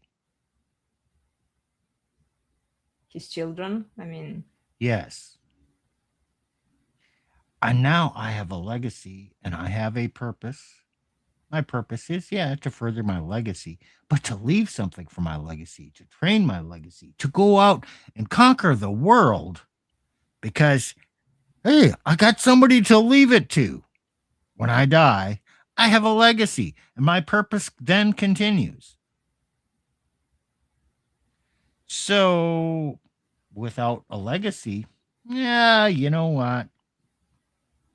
I can live in my parents' basement. I can work a few hours. I can play video games. I don't need much. He hasn't. He has no legacy. Therefore, his needs are quite small. But if he wants more, he can have more. He needs a legacy or the promise of a legacy. A legacy is future thinking. So then, oh, you know what? I'll get a woman. And I'll make babies. I'll have babies. I'll have a legacy. And I'll go out and do great things for the purpose of my legacy. Is the woman the cause of him doing the great things? No, it's his legacy. And now with a legacy, he has reason to pursue a greater purpose. And the purpose should not be his woman, because a woman can never be your legacy. Okay, Sif, but even if his legacy as his kids and he's pursuing all of those great, amazing things for his kids, he's still doing it for her because she has leverage he's over not. him. Legally, that's not why he no. That's not why he's doing it. He is not doing it for her. Yes, the law says that she can come in and take the kids. That's an orthogonal problem. Yeah, it's rooted in the kids, but it is not. When a guy gets together with a woman and has kids, he's not thinking, "Oh yeah, she's going to take them from me." That's not. It's certainly not why he's doing it. You're confusing two things. I'm talking about the base desire yeah, I understand. within every man understand. from the beginning of time, and the fucking laws have nothing to do with my base desire, how God created me with these desires, this purpose, this motivation, my nature. All that exists regardless of the laws. Now, the laws can fuck this up, can be a big obstacle for me to pursue this. And they can be such a big obstacle that I'll decide, yeah, you know what? The risk is too high of me going down that path. So the laws impact what I choose to do, but they do not impact my desire. Bingo. Yahtzee. That's the truth right there. Mm-hmm.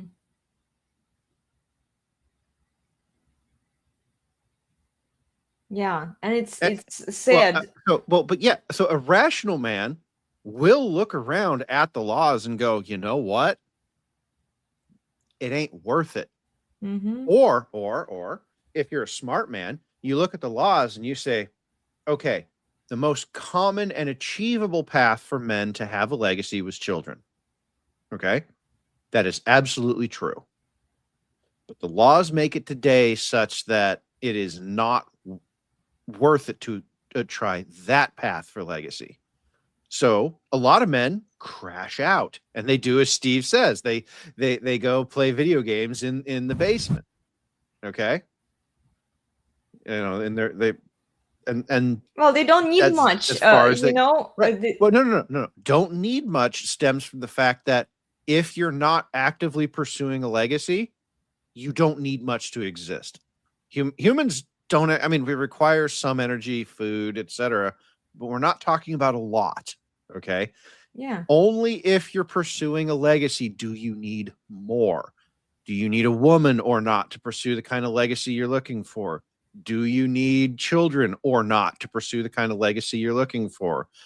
Do you need to work obscene hours to pursue the kind of legacy you're looking for or not?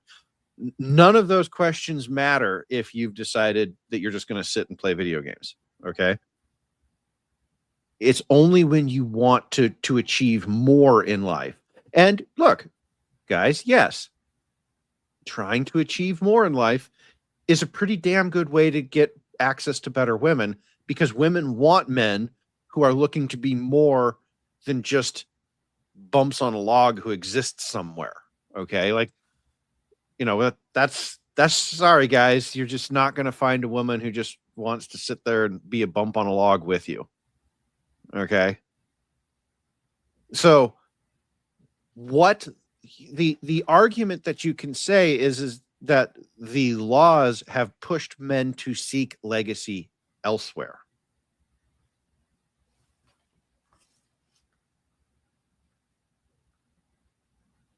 because seeking a legacy through children has become such a weapon against men. Does that mean that a man does not desire to have children and a legacy through that Oh, no, mechanism? I'm not Of saying course that not. they don't desire. It's just whether it But makes sense or not. an intelligent, rational man can look at the laws and go, yeah, those laws mean that that path is not for me. I am not going to take the risk. By the way, that's what risk mitigation looks like. Yes. Okay. A man looks at something, goes, that's too risky. We're not doing that. We're going to go and do something else instead. And that's, Steve's talking about cause versus catalyst. All of this that I'm talking about right now is cause. A woman can catalyze a legacy, a future legacy. She can do that because if you want kids, you kind of need to have a woman first. And so there you go. And then but that is not it's not the only way to achieve this. And men are looking at alternative strategies right now because the laws have made it much more difficult to achieve it. I mean, Nick tells his story all the time. We're not going to repeat it here, but Nick is a great example of exactly what happens. And he knows it. And well, okay, we're Elena's kind of demonstrating this right here, right now. Yeah. Elena is struggling to understand this catalyst versus cause, and it's a concept. Mm-hmm. But women do this, therefore it's the cause, and he's doing this to serve her, and he blah, blah, blah, blah, blah. No, doesn't have to be that way. It's a certain paradigm. It's a way of thinking. I don't think women can actually, most women can understand this vast difference, which is somewhat of a nuance between catalyst and cause. So everywhere in our modern world, women say, oh, yes, I'm needed for him to do his thing. Women are just inherently programmed to think that they're the cause. Oh, I don't think I'm the good that men do. No, I'm not criticizing you here. Oh, okay. I'm just saying everything out there, all the tradcon women and all the feminist women, and every woman is saying, men, you need me. And you will serve me, and then you can provide for me. But then you can do great things if you just have me, and you won't be shit without me. So she thinks she's the cause. She doesn't understand this subtle aspect of catalyst. I know my husband doesn't need me. It's but this is why they keep saying that whatever man achieves is because of her, because behind him there is this perfect woman who motivates him, who inspires him to achieve those things. She gives him purpose, Yeah, you just confirmed what Steve said. Yeah. Right. She did.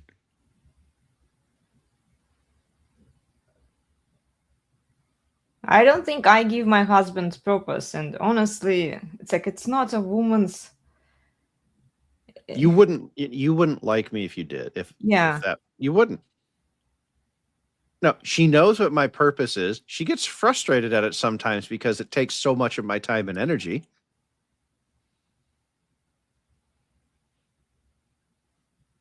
I was out of the house for 11 hours yesterday doing a thankless task that no one else was available to do at work. Oh, well.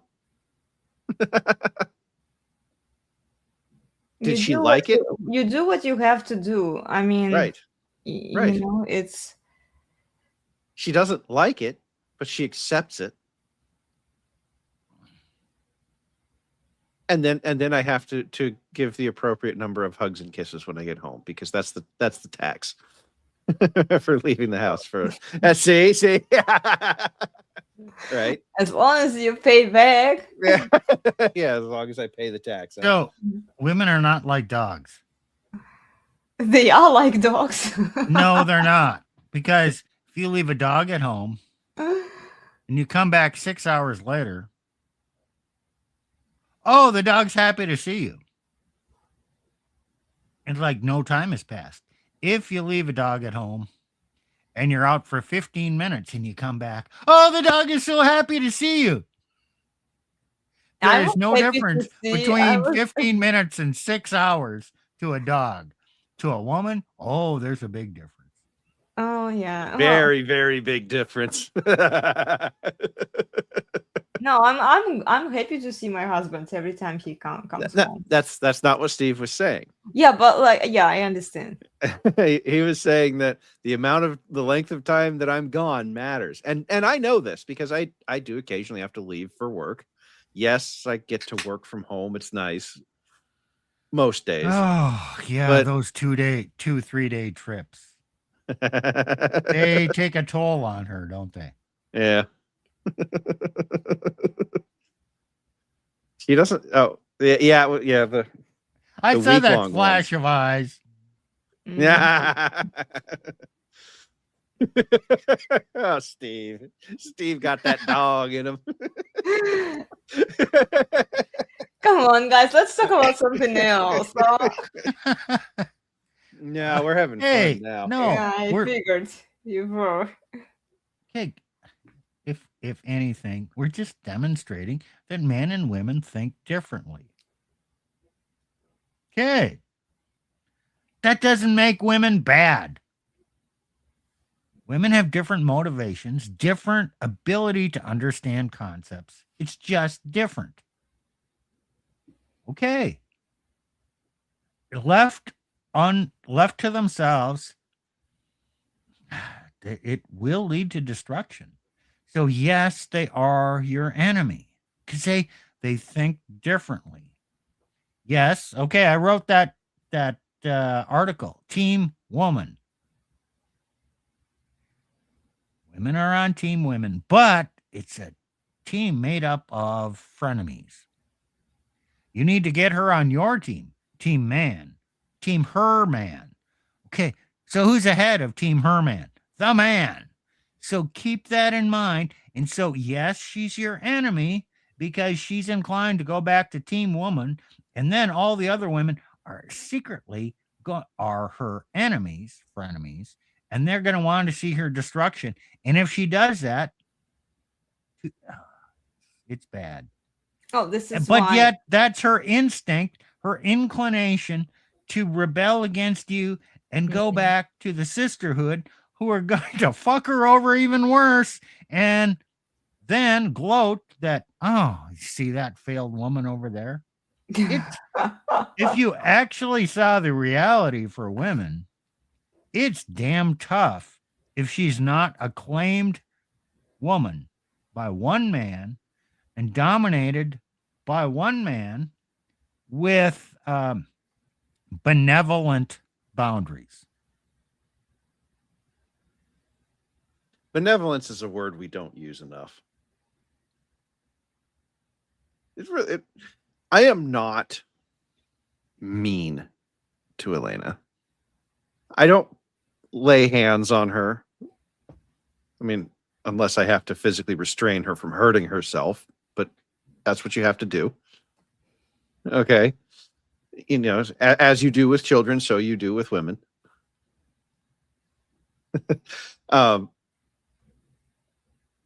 But I don't sit here and plot ways to actively make her life worse or plot ways to exercise my power over her because I can. Honestly, guys, I think most guys will agree with this. we have way too much other shit going on in our lives that we have to deal with to spend nearly as much time thinking about women as feminists think we men do. The feminists think that men spend all this time plotting various and sundry ways to dominate and control women and cause harm to women. No, we don't. We spend the vast majority of our time just trying to keep our lives from exploding on themselves. Okay. There's this great meme running around Twitter right now. It's from the TV show Mad Men. It's this guy in an elevator, and he says, I think about, he's talking to one of the lead characters, he says, I think about this, I think of something about like your work or something all the time. And the guy looks back at him and he goes, I don't think about you at all. Yeah, sorry, women. Us men, we're not thinking about you at all. In that sense of we have so much other stuff going on that you don't occupy the kind of mental space that you think we occupy. And I would argue that you women out there thinking that men occupy all of this mental space is really just you tattling on yourselves about how much men occupy your mental space. It's projection. Yes. Hey, Plutarch. Yes, sir. Does it take a lot of energy to manage a woman?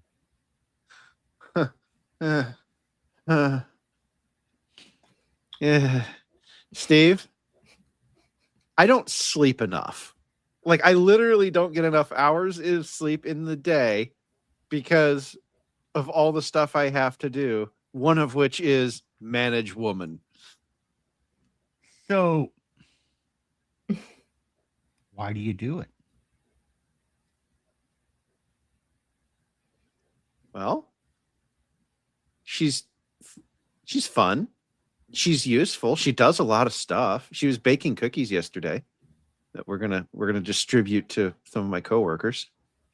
Like, so she does useful things. She was shopping. There's all these little details that get taken care of. Okay. So there's a bit of a trade-off here. Yes, I have to spend more time managing a woman, but there's a large array of details I no longer manage. Your Okay. return on investment is you win 10 cents in the lottery, right? Do you ever do a calculation comparing what she does compared to the amount of energy and effort you have to do to managing her, to do a cost-benefit analysis? You mean like formally sitting down with a spreadsheet? No, I haven't. No, even just thinking about it. Is she worth all this effort? That's actually a good question. Yeah, she is. Okay, she's worth the effort. But you don't often think about that and do the analysis. No. Yeah, is she worth it? No, man, just, oh, okay, this is reality. This is my duty. Okay, you know what? Oh, I got to give this much energy, this much effort, and then she bakes me cookies. Oh, great. It's all good. Well, men are not doing a cost benefit, checks and balances here. Certainly not to a figure out if one. it's worth it. They just do it because it's their nature. It's their duty. It's what they were made to do. And yes, you got to realize it takes a lot of effort to manage a woman. Yes, it does. And you have to accept it. You just accept it as part of it. And some really cool stuff falls out of it falls out of the relationship if you do. Okay. Women like to do things that men enjoy, but they would never do themselves. Okay. I like cookies, but never in my life have I just said, woken up one day and said, I'm going to make a batch of cookies. I mean, That has never happened to me once in my life. I enjoy them, but not enough that I just wake up randomly one day and say, I'm going to make some. Oh, and then here's the other great part. Your wife makes cookies. And then you bring it to work. Uh-huh. Uh-huh. Say, oh, my wife baked these cookies. And all the other men eat the cookies and say, oh, those are good. You have Yep. a good wife. Yep. So the man gets credit there. Well, I mean, Oh, no. ultimately, he's appreciating his wife because she enabled him to raise his stature among Aha. other men. And I was just, oh yes. man, that was wonderful. Damn, I like you, woman. It is You make useful. my life easy. It is useful to a man to have a woman who helps him gain status with other men. Other men look at that guy and they say, wow, he has a wife who bakes cookies, especially in modern society where women think baking cookies is some sort of patriarchy thing, right? Oh, wow. His wife bakes cookies. And then he shares the cookies with me. So I get the cookies too. Right? And what does that do? It buys the goodwill of your coworkers. Okay. And the goodwill of your coworkers can be very, very useful to you as a man because, and I've actually done this back when I was working in corporate life. My coworkers tended to want summers off. Okay. So the deal I worked out with them was, okay, you can work summers. I will cover your on-call rotations, etc., and all that. But my wife and I, we want the winter vacation season, no Thanksgiving, Christmas, New Year's. And they were like, oh, okay. You can do that. So having a woman in your life can absolutely elevate your stature with other men. Not saying it will in all cases and places, but there's a reason. There are reasons to do this. Well, and then the problem that I have with him, I'm not against baking and cooking in general. Just do it for your husband inside your family. Nobody else needs to see it. If you want to share a recipe of how to make good food, just write down the recipe like old-fashioned way. You don't need to oh, look at me. Here are the cookies. Here are the things that So I'm you're saying making. Cake Tits wasn't about the cookies? No, cake? of course she wasn't. If it was about the actual recipe and cooking, she would just post like a picture of that meal, saying the ingredients, how to make it. That's all. That's all that women need. You can post videos about how to make it, and there are a couple women on YouTube I've seen do this, but they are not dressed to the nines and tight shirts while they do it. You don't you just do it you show the process. So if you bake the batch of cookies strictly for your husband, and he takes them to work and he uses it to further his career, stature, whatever, ultimately he's going to have the support of other men that will benefit him in the future because he's doing this calculation all the time. You know what? I want to be a man of high status and be accepted and respected by other men. And yeah, okay, that could advance my career. Or then, next time I have to move, these guys who I've treated well for 2-3 years and I need to move, I say, oh, damn, I'm sorry to ask, but could you help me move? And these guys will say, hell yes, you've been here for me all the time. So it pays dividends in the future. Now, is she ever going to link her baking cookies with 2 years later calling up all your buddies and saying, yeah, I need a half a day of work from you because I'm moving across town? Well, see, She will not. my mom-in-law would connect that, but like I look at like most women, why they want the immediate, constant gratification and attention. So yes, see what you're saying makes total sense. You're helping your husband to gain status among other men. This will later benefit your family, but like the threat line, Yeah. like they posted on social media for like all the sims, like, oh, drooling and like, oh, she is so traditional, she's so feminine, she's baking all of these things, and then like she doesn't do it Okay. for What? her No. husband, Okay. she does No. it for the audience. Well, sure. Sure. Yes. There's two different things happening here. Yes, she is absolutely looking for clout on the internet. Okay, fine. But she's still baking cookies. She's still going to hand them off to the guy. He's still going to take them to work.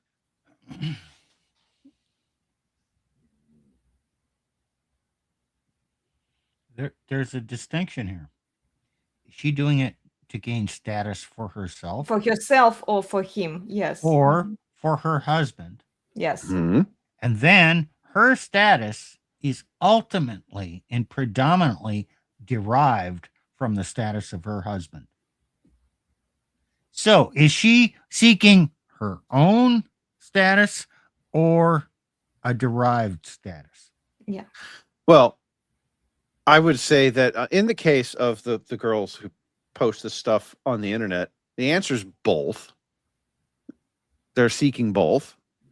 Is it a bit of a false trap? Yes, because when women start seeking status for themselves, they invariably end up in over their skis, and they can't handle it, or they start to think that what's the Zoomer phrase? Main character energy, right? They start to think that they are the main character in the story. Okay, that's all true. Okay, you are not going to stop that with mean tweets. These women are already signaling by doing that where they intend to go. Yeah. Okay, and as a guy, you just have to accept that. And look, it's the same thing with the simps. The simps are always going to simp. You cannot fix the simp. You cannot stop the simp. The simp will simp for all of simpternity. Okay.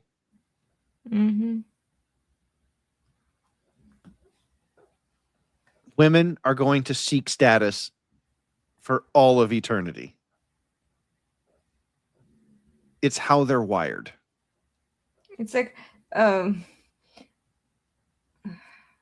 women who want their husbands to succeed and be in charge of the family, they will do it behind the scenes. They don't need the external validation. They don't need, they sure. don't really, they won't be looking actively for right. That's the why attention of the sims, you know. Right. That's why women on social media is by definition a red flag. It is. Are there lots of women who do these kinds of things and do not do it for attention on the internet? Yes. You'll never know about them because they don't do it for attention on the internet. Yeah.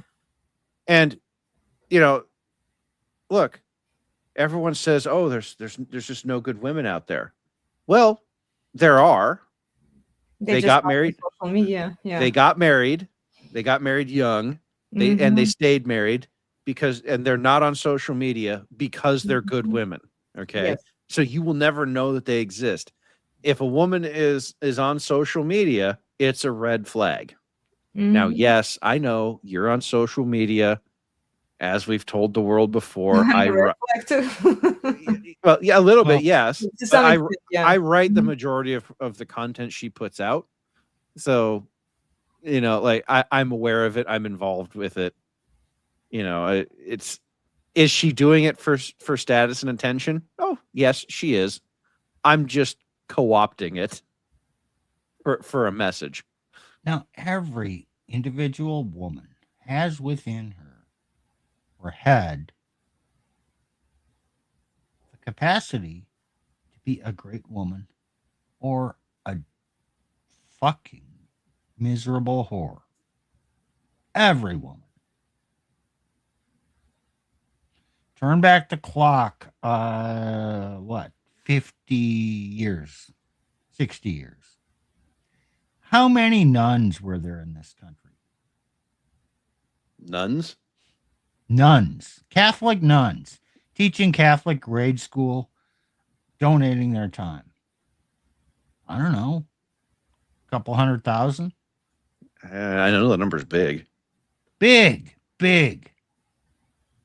Now there are hardly any.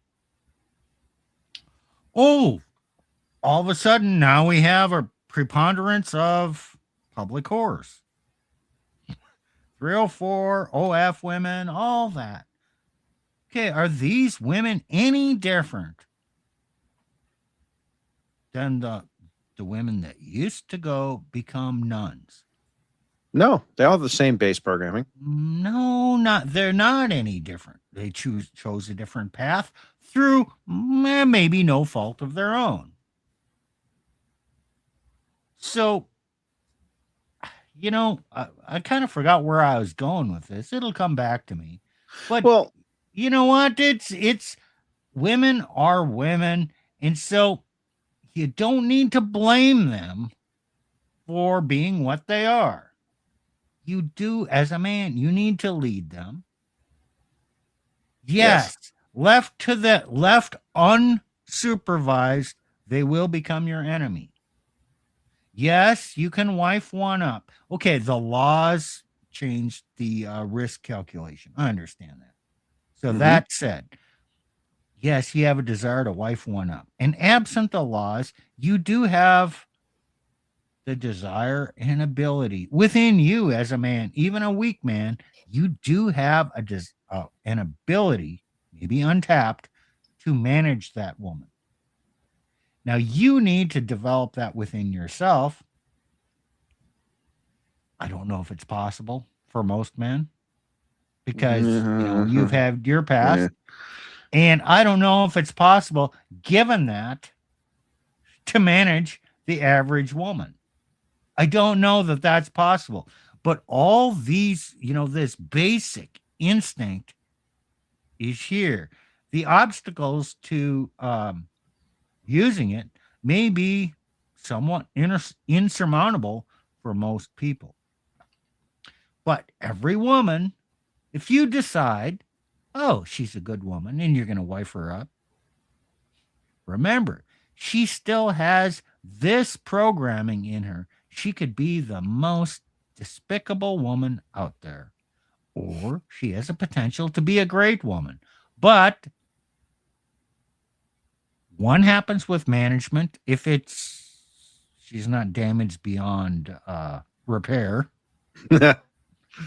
And left to her own devices, over time. Okay, I have a question for you, Steve. With the man leading and managing her, can she turn from a despicable woman into a great woman? No.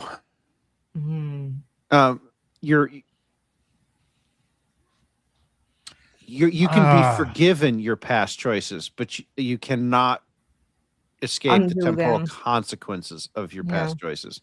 So, okay, yes. The answer is no, but there are exceptions. So what are the exceptions? Because every woman who used to be despicable, they will all say that they are the exception. They are the exception, exactly. And this is where I. There are some examples of that in Catholic history. Women who were whores found Jesus and devoted their lives to that, changed their life. And you know what they did? They led a life of solitude and service, and they never got married. And they spent the rest of their lives in atonement for their past. It didn't all just get wiped away and now I can have a family and I'm a great woman. You know what? Was she a great woman? Yes. Did she get everything? Was there a big life reset and all of a sudden she's just a great wife and family woman? No, there really are no examples of that. Well, Steve, they are trying to make examples that look like that because they understand. And by they, I mean the women themselves involved in Mhm. this. We've talked about Nala before. She is trying to do exactly what Steve is saying doesn't happen. You know, that woman was a raging whore on the internet. She finds Jesus, has a magical conversion, you know, with a guy, and now she's married and posts baking videos with her tits hanging out. And in the past, it was great. I'm glad you're saved. Now get thee to a nunnery. Yes. Oh, well, or well, so you're going to spend the rest of your life in solitude, in Yeah. prayer, and No, they serving all others. want husbands. Probably not in the public light. And no, hell no, you don't get a man. They will Well, all but- want the servant leader but husband. Steve, don't you understand? She deserves Yeah. because She's of her repentance. transformed. Yeah, she's transformed. She deserves. Guys, the recent funny video I saw somebody shared on Twitter, and I even reposted it on my Twitter. If you follow me, guys, you can check it. The woman, after being a prostitute for so many years, I don't remember how many, she jumps into the saint water, and then everyone is like applauding and celebrating that all of her sins have passed by. None of that matters. You know, she's a totally transformed new person now. Just like that, you know? Yeah. Women desperately want this to be true, and they are using social media now to try and make it appear as if it is something that can be done. This is where I do think we have to go back to how the church used to handle this. And the nunnery is a good example of it. Congratulations, you are saved. Here is your sparse room in the middle of a monastery with no one else around, and the rest of your life is devoted to prayer and service. Have fun, and no, you don't get a man and a high status lifestyle out of this. Okay, right? But they will try to get it. They won't disappear from social media. They will Well, use it for not all in of our those modern simps, world. you know? right? Yeah, Like, not. oh, we know, yes, we know. you found Jesus. Not in the- Congratulations. Not in the modern world. However, what's happening here is the same thing that always happens when women try to lead a religious movement. And the religious movement here in the church and in the tradcons is to try and say, women, it's okay that you hoard around for years. You can come to our church and we will forgive you all of these things, and we will give you that life that Mhm. you were promised and that that you want. And a few women will be able to achieve it, but the vast majority of them will not. Those few women that achieve it will be temporary. Most of them. 10 years, Yep. 7 years, 8, 7, 8, 10 years, 15 years. And you know what? They're going to revert to their past behavior. In Rollo's timeline, that would be called alpha reinterest. Usually shows up in the late 30s. Yes, it is so common that us nerdy men have a chart depicting roughly when this happens, because I expect that Nala will be divorced in. Let's see, when will she be divorced? We're going to go through the crash plus 4. Okay, I'll say between 2031 and 2035, somewhere in there, she's going to get divorced. 2031.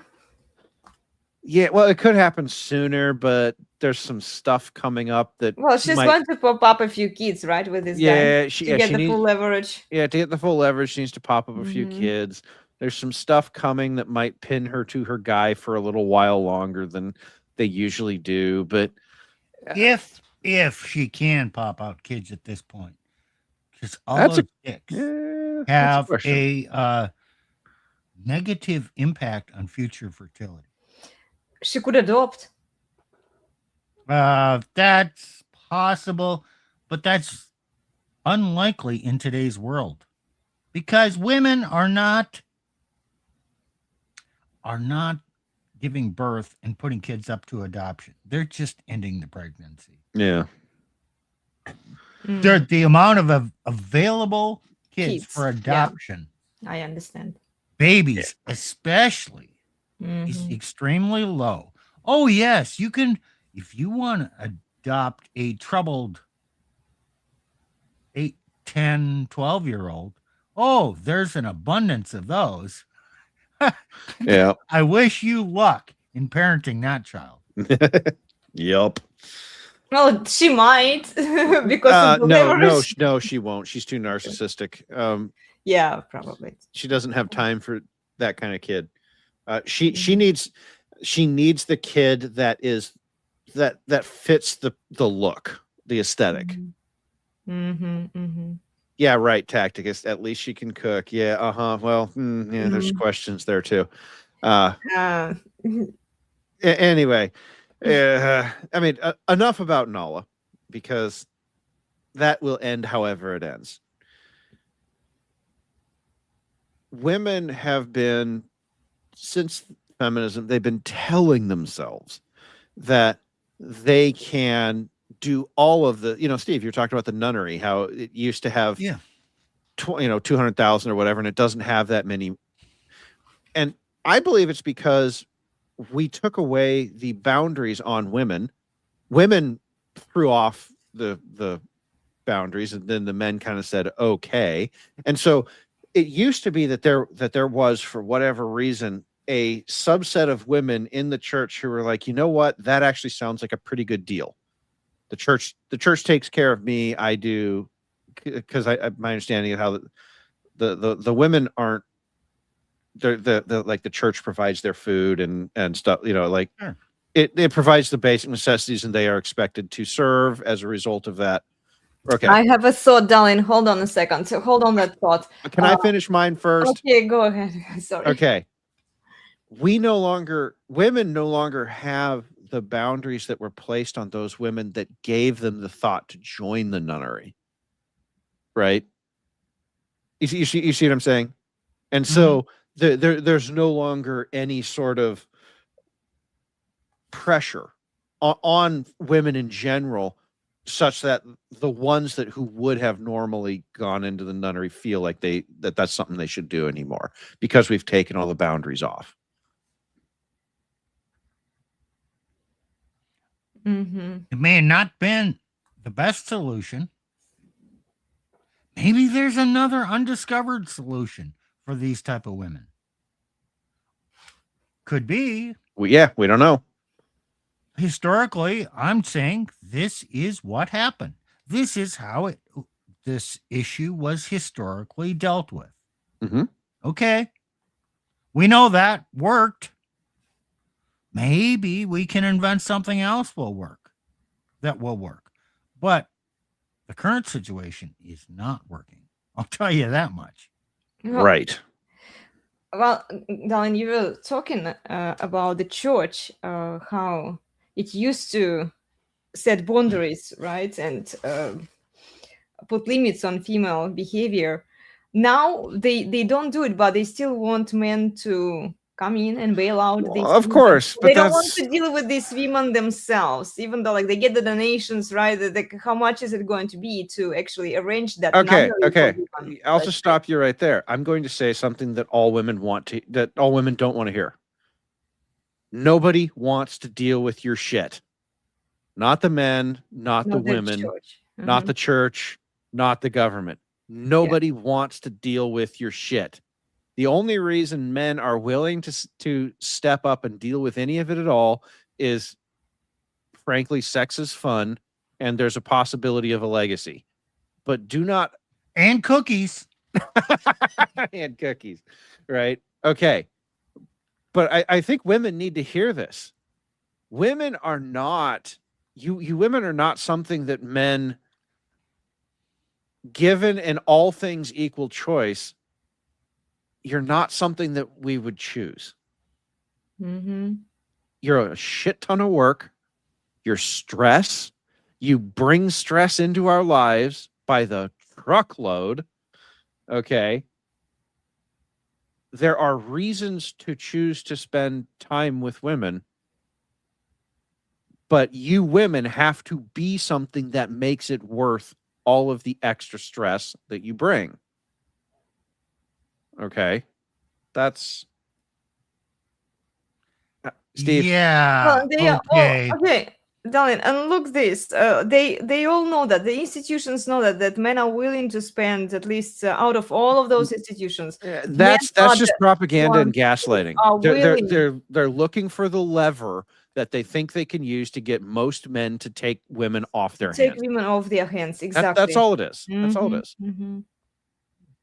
Good. I'll kind of agree with you, Plutarch.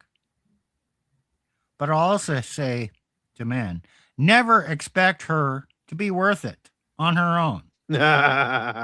True. Yes.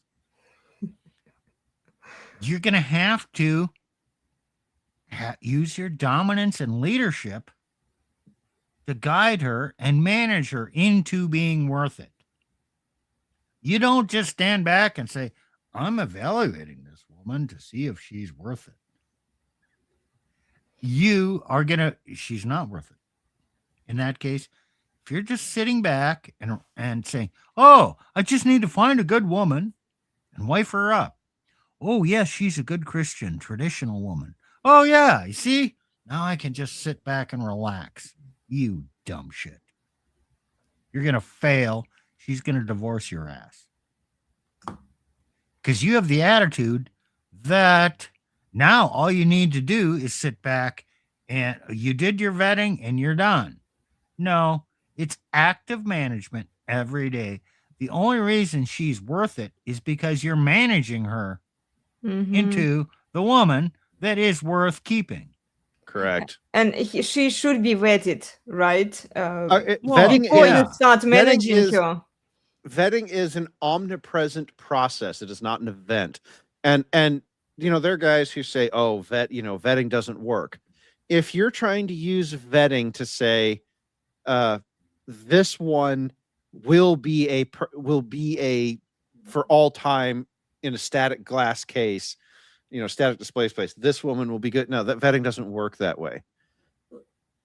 Women are constantly evaluated on the basis of their recent behavior. They can go up in value and they can go down in value. And Elena will tell you that she goes up in value and then she goes down in value on the basis of her behavior in a given day, month, year. Yeah. Okay. True. Okay.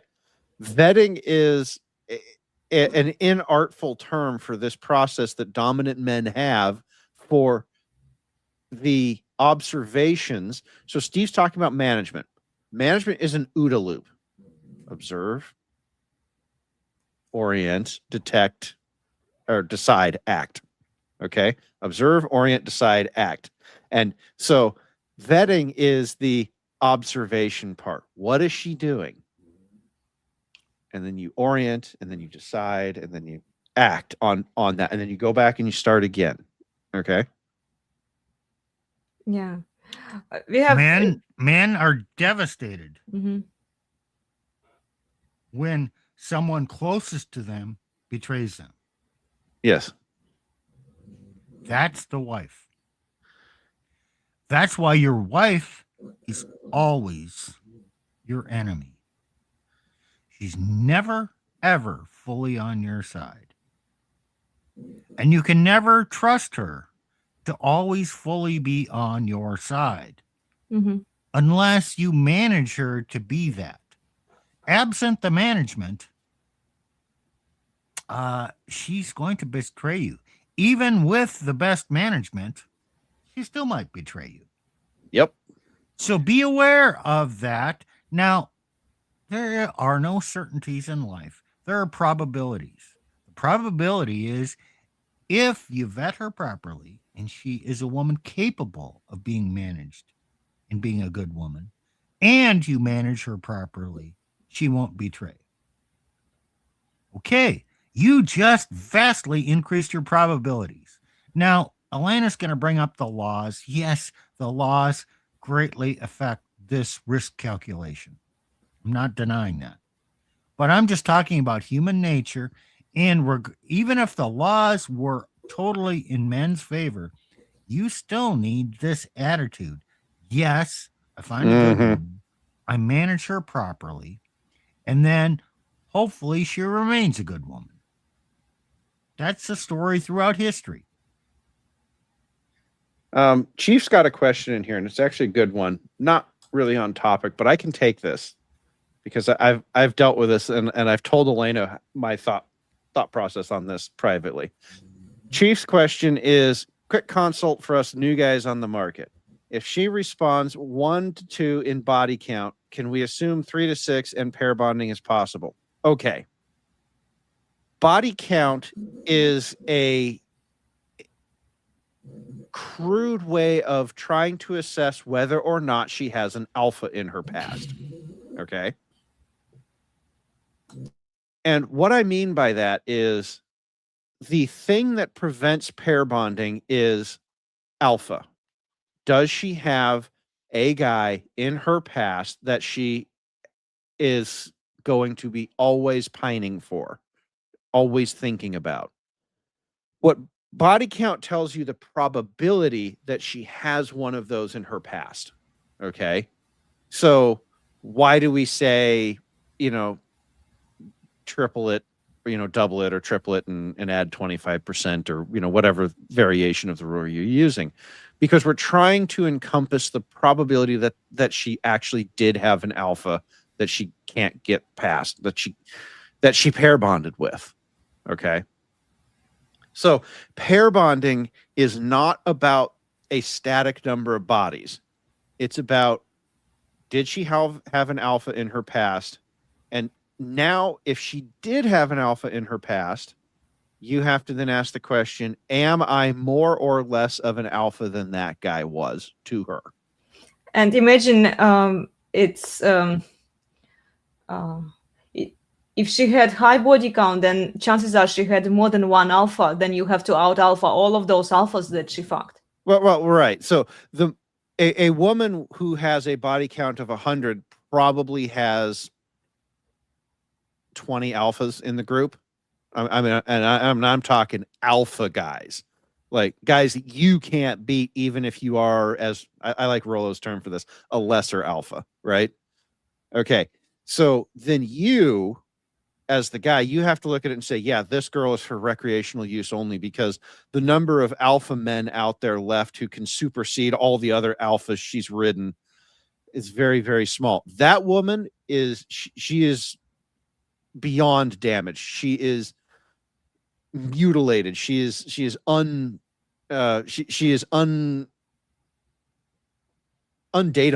She's unrelationshipable. She can't be. I can provide some more insight here. My second wife, who divorced me,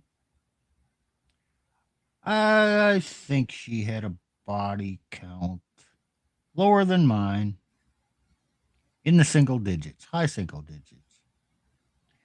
But as I said, she was a smart woman, part of the red pill. She talked to me about the highlight reel. Oh boy. Okay, so just philosophically, the best did this, did that. Man, that rocked my socks off. And the necessity for the new man to be the dominant man in her highlight reel. Well, I think I probably achieved that. I don't know that.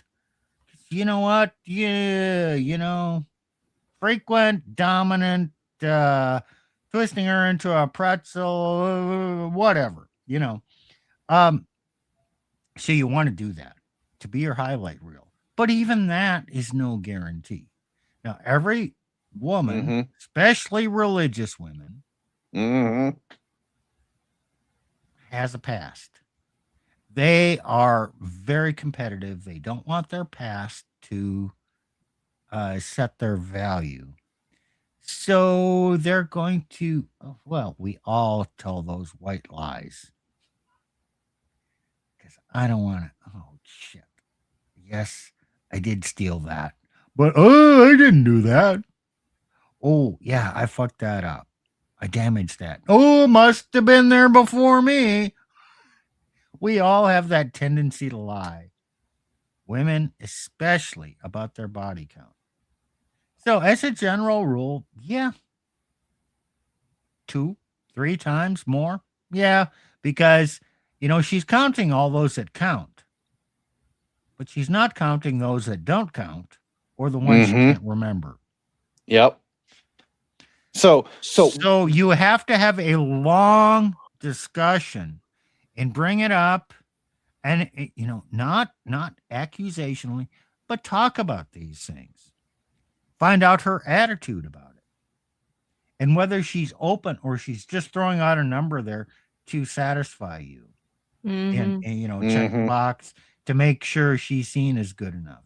And then, does she exhibit any humility or regret about her past? Those are really the tells. And yes, okay, 1, 2, up to 10. Yeah, she's probably worth talking to and vetting to figure this stuff out. If she's well beyond that, no, I think not. Right. The thing I think people don't understand about the 10 to 15 limit range is we are working on a probability distribution, a bell curve. Less than 10% of the male population is alpha, which means that on a probability set, the average woman with 10 bodies will have 1 alpha on it. Yeah. Okay. Realistically, you're going to get each individual woman is going to be very different. Maybe she had 3 alphas and 6 guys, right? Maybe she had 20 guys and only 1 alpha. Okay. That's doubtable because women tend to spread for the alphas. I know, right? And I was just going to say that is realistically, though, the probability distribution says that she's going to spread for the alphas. So the lower the number, realistically 20 means she probably has 8 alphas on the list. The number of betas that she has on the list that you're fighting against. But there again, that 10 limit kind of becomes useful, right? And so, that's why 10 to 15 is based on the probability distribution. Okay. Oh, I don't know if Elena will let me talk about that, but I know Elena's history and I know how I stacked up against it. Okay. Does a long-term lesbian relationship qualify as alpha? Oh dear God. Okay. That Chief, I am afraid, is just the first part of your question. It is a giant red flag right there. Sorry, dude. Okay,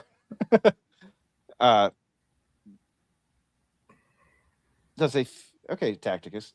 Bring it up, Dylan. Sure. Does a female's definition and perception of an alpha male, I'm assuming is a female's definition of an alpha unique to her preferences? Yes and no. Okay. There are core traits that alphas have that all women want and that all women perceive as alpha. Dominance. A boundary setting. Sorry, guys, my voice is going.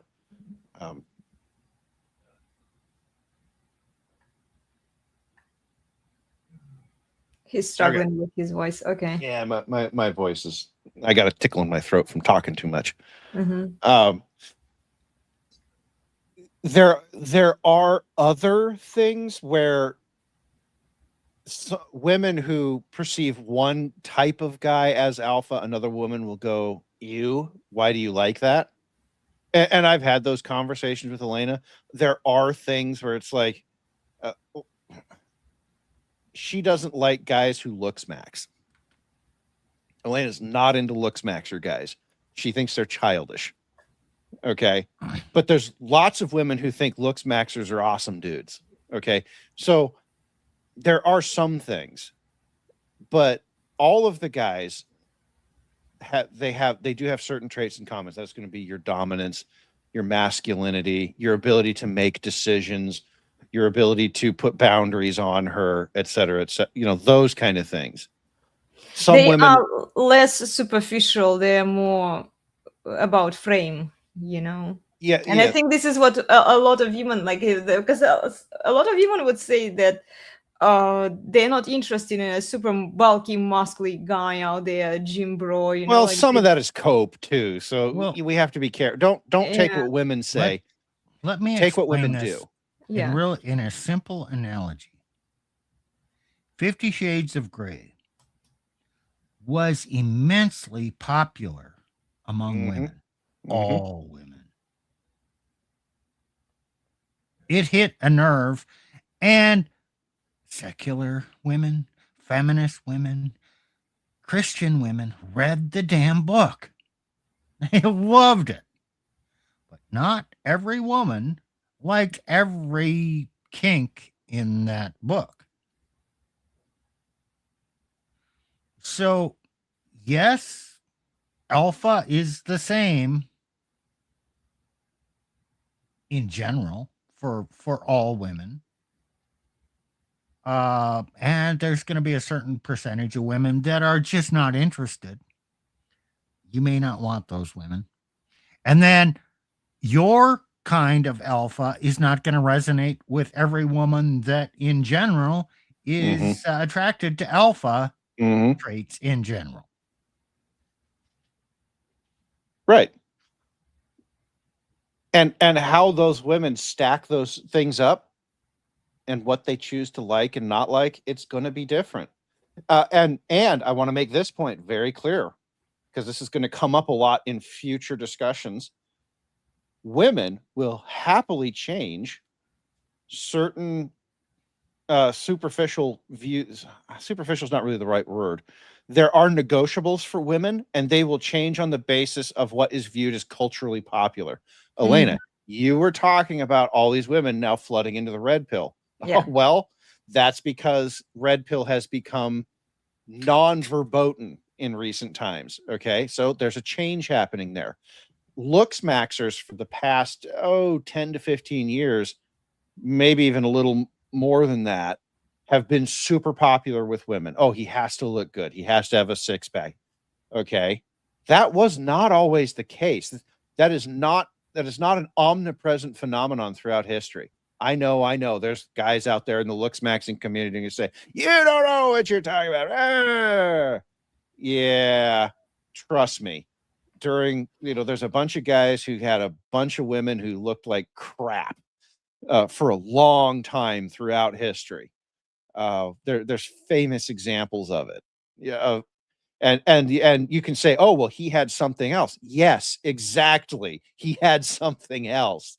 There's always something else that a man can be that attracts women. It's funny watching the looks maxers cope with women hanging out with ugly rich dudes. Like, okay, but he has what she wants. So yeah, hypogamy is not a straight jacket. Exactly. Different Hypergamy women is want not a straight different jacket. things. Well, so this stuff at its core is quite simple. Male dominance, women submission. How does that play out? But actually understanding how this works and plays out is really complex. yeah. Well, that's why the whole red pill manosphere YouTubeverse exists. Because it takes a lot of us. I mean, there are looks maxers in the red pill community. Sure. And it works. It does. At a certain level. Yeah. Well, here's what I would say. It works for certain types of women. So if you want that type of woman, the woman who's attracted to looks maxing, here's what I'd say. Hit the freaking gym like your life depends on it. Because if you want that woman, you need to have that body. Okay, there you go. Oh, you don't want that type of woman. You want a different type. Well, forget the gym. You need to be where that type of woman is. I was just telling Elena this last night. we were watching something. Well, oh, there's beautiful women. Yeah, and he's just where the beautiful women are. Why is ballroom dancing still popular place to look for women? Well, if you want that kind of woman, go to the ballroom dance.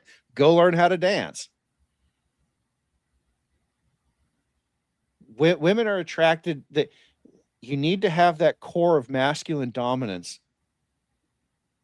But humanity is a specialization hierarchy machine. And so women can be attracted to other things around that masculine dominance.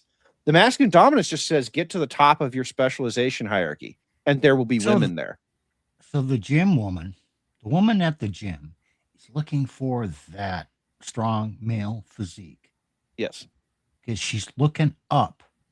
Yep. Looking for that type of dominance. The woman at the ballroom dancing class is looking for a man who can effectively and naturally lead her on the dance floor. Yep. And show his dominance. So they're both looking for dominance, but they're different kinds of women. Right. Not necessarily so different, Steve. Well, not different in their desires, but different in what aspect they're looking for. Yes. They have a different kink, for lack of a better word. They just have a different outlet to look for right. similar kinds of men. Well, what they're looking for is dominant masculine men. How they're looking for it, the venue that they're choosing to look for it, is telling you what she prioritizes. No. Okay, that goes back to the gym example. Okay, if she's at the gym, she's looking for that Adonis Greek statue physique. Okay, she's telling you that's what she wants. What? You're talking about the visual aspects, the attributes that a man... Women can want visual attributes. Yes, they do. This is why I'm saying that it's still very superficial, because they are looking for dominant men. It's not about superficial or not. You're calling it superficial.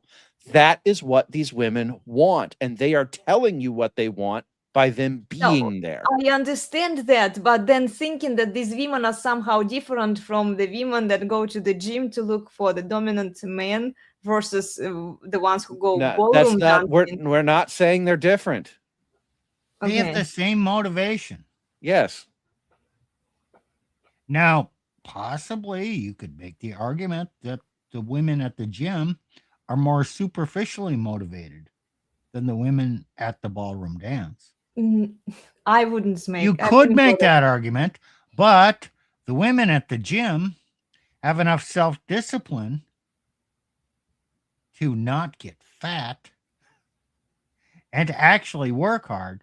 The women at the ballroom dance, not so much self-discipline to look fit enough to attract a man. They just are relying on their presence. So, same motivation, exhibited differently. Is a woman that you meet at ballroom dance, is she a better candidate than the woman that you meet at the gym? Not necessarily. Mm-hmm. Right. And is the woman you meet at the gym necessarily a better candidate than the woman you meet at the ballroom dance? Not necessarily. This is what I was trying to say. Yeah, but you got it. Right. So there are many ways for men to demonstrate dominance in a specialization hierarchy. Okay. Because there are many hierarchies to do it in. I know which one I did it in. Elena knows which one I did it in. YouTube doesn't like when we talk about the one I did it in. That's one of the banned words. Okay. But I did it. Okay. Proficiency on the range? Yes. You are a great cowboy. You really herd those cattle. Steve gets it. He gets me. Right. Well, and I've also demonstrated dominance. I've actually demonstrated dominance in multiple fields, which is another way to attract high quality women. Demonstrate that you can do more than one thing very well. Because my work life has nothing to do with cows and ranges. Okay. Some days I wish it did. It would be a much simpler life. And not even attracts necessarily high quality women. Well, there's very few high quality women out there to begin with. That's not what I'm saying. What I'm saying is that being dominant at more than one thing, women love that shit, guys. Be good at more than one thing, and women are, because being good at one thing is actually pretty easy for most people to do. For most men to do. It doesn't set you apart that much. Being good at 3 things or 5 things, now that means that he can be good at whatever he needs to be good at in the moment to survive. I mean, because this does come back to base biology, and it is she's looking for somebody who can protect her, and a man who is a polyglot success story. If he's done 5 things, adding the 6th isn't going to be that difficult for him. Okay. So I would argue that Elena, if women were rational, the thing that they would care about isn't looks or, even necessarily being dominant at something. It would be IQ. But all of these other things. That's what I'm attracted Man, to. I'm a fucking alpha now.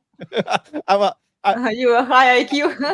Steve, why do you think I prefaced this? If women were logical, rational creatures, which we all know they're not, right? They're not. Okay. Well, they will say that, I love high IQ guys, and look, I even fall under that category. I do. Engineers enjoy just cleaning up. I know us engineers should be cleaning up, right? I know, right? We're not, though, because yeah. things like looks maxing is a proxy. It's a visual proxy for IQ. Remember, Elena, men use visual proxies to determine a woman's fertility. We're talking about tits and ass. That's a proxy. That's a visual proxy for fertility potential. Yeah. So women use things like looks maxing to determine the man's ability as a proxy. And the reason why they're the primary preference. So women tend to have because women are very group oriented, they tend to have a primary preference. Right now, that's looks maxing. Most women will tell you that looks are the dominant thing, but that can change on the basis of the world around them. If the looks maxed men prove themselves to be fragile, yes, they're strong, but they're fragile. If looks maxing proves itself to be fragile, the women as the group will walk away because they were using looks maxing as a proxy for genetic suitability. Okay. But if it turns out that some other metric is more useful for determining genetic suitability, the women will go to that. And the men will move to that too. Darling, you reminded me of the looks maxi. I want to show something to the guys. You've seen this little clip before, but I never showed it publicly. Okay, so I'm going to show it. 1 second. Okay. And it's the stage. Just a quick one. It's a funny one. No, you have shown this out before. You showed it a couple weeks ago. Yeah, but I didn't show it to the rest of the guys. Yeah, you did. Oh, well, we'll let her show it. Okay. It's a funny one.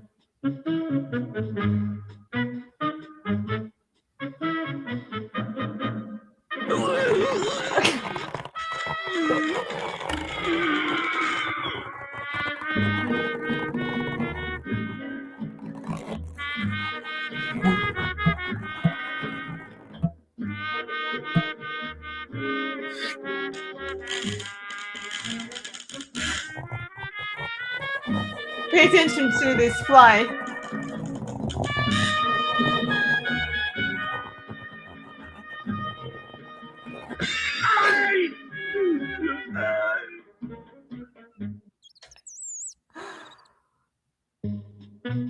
Okay, that's it.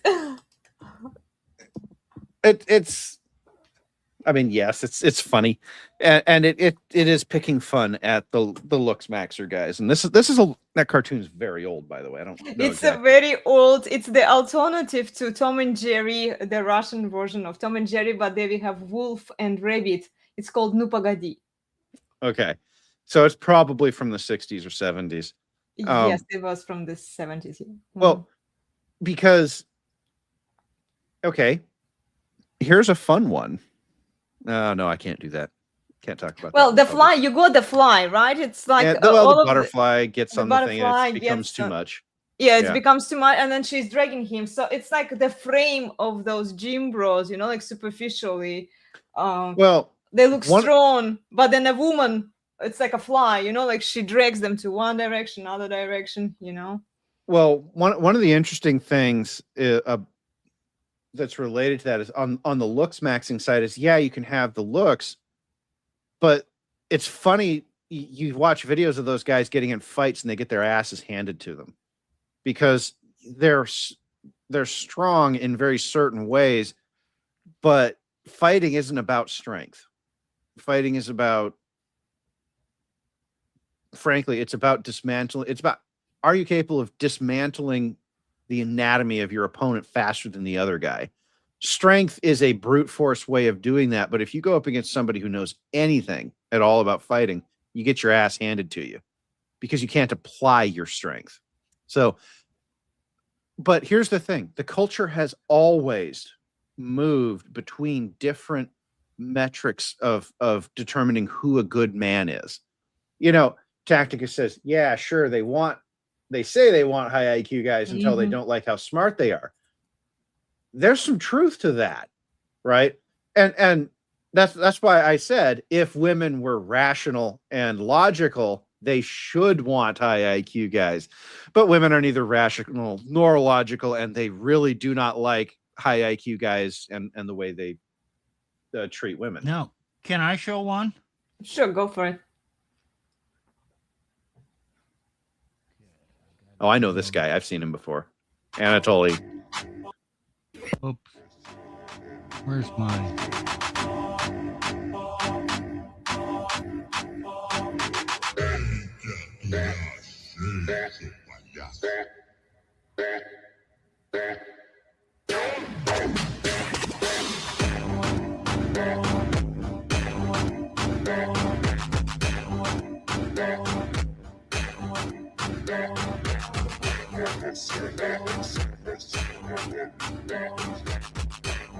Okay, so Anatoly, some Slavic, probably Russian guy. He's hilarious. He does these gym pranks where he's not a big muscular guy, but he knows what he's doing and he is chiseled. But he wears his costume or the cleaner costume, and he walks in there as a complete dumb shit. Doesn't know anything. They don't think he's anybody. And the hilarious thing is when he walks up to the women and they're showing pity on him. And, I don't know how to do this. And then he grabs a bar they've been struggling to lift and just puts it over his head in one swift movement. And they are shocked. And all of a sudden, something gets wet. Yeah, they shift. The women shift their tune real fast. Where's he at? And then he unzips his sometimes unzips his coverall and shows his abs, and damn, they are just fine. Look, and the women change their tune immediately.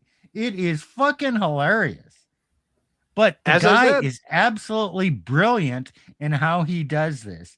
And this is another aspect of revealing female behavior.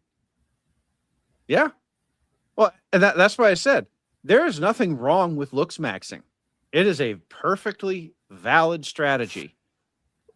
What I'm saying is that as society moves through different phases of its progression through history, women will start placing different weights on these different things at different times through that progression, because that's what's most beneficial to them at Yes. that time.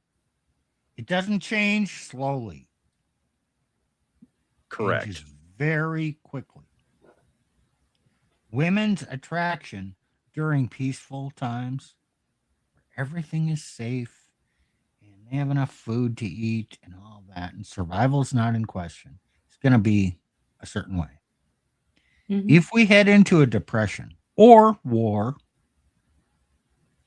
and all of a sudden a bunch of men go off to war and the women are home, and the guys who are left here who have the status jobs of providing and whatnot, all of a sudden, bam, the woman's attraction is going to go for a different type of man. Yep. However, in a recession, certainly a depression, her instinct is going to go to the man who is still has a job and can provide. Yep. Fuck those looks maxing guys. Don't care about them. I care about survival. Or if we're at war, okay, it goes to the men who are at home and in positions of authority who can provide the goods. Now, if they're conquered, War brides. all of a sudden, Mhm. the attraction goes to the winner, the dominant men. Yep. Where the hell do you think all these war brides came from? Yep. It changes. So Fast. we're in a certain paradigm right now. When things change, and you know how fast they can change, the whole women's attraction will change equally fast. Yes. And we don't know exactly how it's going to change. The only thing I can tell you guys for absolute certainty is that change is inevitable, and women will change with it. Yeah. That's just how it goes. So, one year, your looks maxing, you've got all the women around you. Mhm. Next year, well, you've been shipped off to the war, and rotund Kevin from accounting, and you're getting a letter from your No shit. woman. You're getting a letter from your woman saying that she's leaving you for a rotund Kevin in accounting, and you're like, but Yes. I'm out here fighting the war. Yeah, but rotund Kevin from accounting, what does he have? Proximity and access to resources, therefore provides safety. Yes, exactly. I'm sorry, guys. That is the ugly truth. That is how women are. One day you are the hot shit. The next day you're just shit. So, in other words, she's not yours. It's just your turn. Bingo. Well, yeah. Yeah. Now, there are women who will For most stay with men, their guys. the answer is yes. Yeah. But a man has to be on his own purpose. Mm-hmm. He has to be his own alpha, not for her, for himself. And chances are, under those circumstances, okay, well, his probabilities went up. Now, under those circumstances, even if he's the best man and he goes away to war for 2-3 years, the chances of her staying faithful and waiting for him are not super high. Okay, I have a question for you guys. What if he has the purpose of the government, let's say, or whatever the popular narrative is telling him to do? Then No, that doesn't Why matter. does that matter? Yeah. It doesn't matter. Women don't align with what they're told to align with. They align with what their biology demands they align with. And we're just talking about various expressions of that alignment, right? Women's attraction is not based on common ideology. Mm-hmm. It's based on biology. It's based on on deeper programming than, I mean, does the government wish they had that kind of control over men and women? I mean, of course they do, but they don't. It's a problem they consider vexing, but there's nothing they can do about it. They try. Well, And- okay, if they try to propagate that now, wifing up this horse and having children should be the sole purpose of a man. If he hasn't done that, then he somehow failed. And then a lot of men, maybe they feel pressure to do what they've been told, you know. But that narrative also feeds into the woman's desires in terms of no, security, like long term. only in an absence of any other outside pressure. This is why it's so important. You know, Steve was talking about women in a safe and secure society where she has access to food and all of that. She's going to prioritize different things like looks maxing. Okay. The moment those things are taken away from her, she's going to go with a completely different prioritization scale. And there's nothing the government can do about it, which is why the government is so focused on making sure that women are safe, secure, provided for, etc. It's the only way the government can get any purchase with them, can get any traction with them. I see. Life sucks, guys. Biology is what it is. Mm-hmm. The biology is simple, but it plays out in complex ways. Yes. And it's the way it plays out is subject to rapid change. If the circumstances change, she will change right along with them. Now, is a woman who is married less likely to change?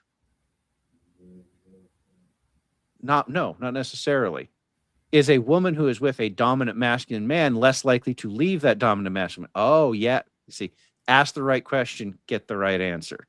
Okay. Marriage used to be a form of dominance. It used to be treated that way by men, but it isn't Well, anymore. it's only functional when the patriarch is in charge. Right. So marriage could be So- seen that way. Here's an interesting thing. R.P. Thor, his main theme was dominant masculine presence. Yep. And it wasn't just about bodybuilding and looks maxing. It Although- was philosophical. That was part of it, of course. Yeah, it was part of it. But yes, But it the was primarily man philosophical. really he was an extremely wise man. He was a common man, but he was skilled. He had discipline. He arrived at this conclusion, dominant masculine presence, and he made that his life work and his legacy. Why? Because he had the answer. It really comes down to having a dominant masculine presence. And that is not a superficial thing. Mhm. Every man has it in him, and it's not anti-Christian to have a dominant masculine presence. You hear that, Tradcons? It's not anti-Christian to be a dominant masculine man. Suck it up. Sorry. I had to get And that you dig in there. don't need to go to the gym to be a dominant masculine man. Maybe it'll help. If you need that, do it. If you But need it's to do more of an outlook on life. it. Mhm. It's a presence. That's why there's a presence word in there. It's can you hold your frame? Yeah. Can you no. I see reality. You, woman, are going to come into my life. It's Mhm. my adventure. You want to participate and come along with me? You're welcome. You want me to go on your adventure? I Nah. got better things to do. Yeah. Yep. That's pretty much it. The core of this whole thing is dominant masculine presence. How you express that presence, that's kind of up to you. you as a guy get to choose how you do that. And there will be women, maybe not the women you want. I'm just saying, there's a lot of, in the nerd spaces, there's a lot of women that are kind of like, okay. But there will be women around. There's always women hanging out at the finish line, to quote Rich Cooper. Whatever the finish line is, there's always a woman hanging out there looking for the first guy to come across the line. That's another way of saying the same thing.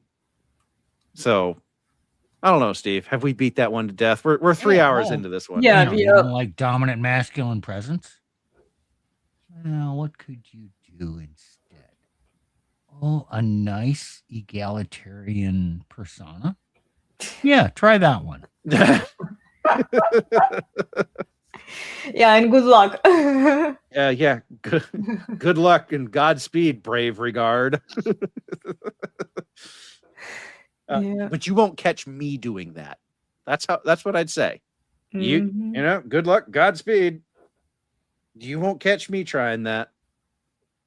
Yeah, just don't buy into what women say. My goodness. They say they even say that they want a masculine man now. I've seen women talk about it, because if he's masculine, then she can be in her true feminine, whatever, mystic energy that they love to bring up. And all of this is just crap. They don't want to change the laws. They are not willing to do anything. Their submission is conditional. It's conditional upon you providing her with the princess lifestyle that she believes she deserves.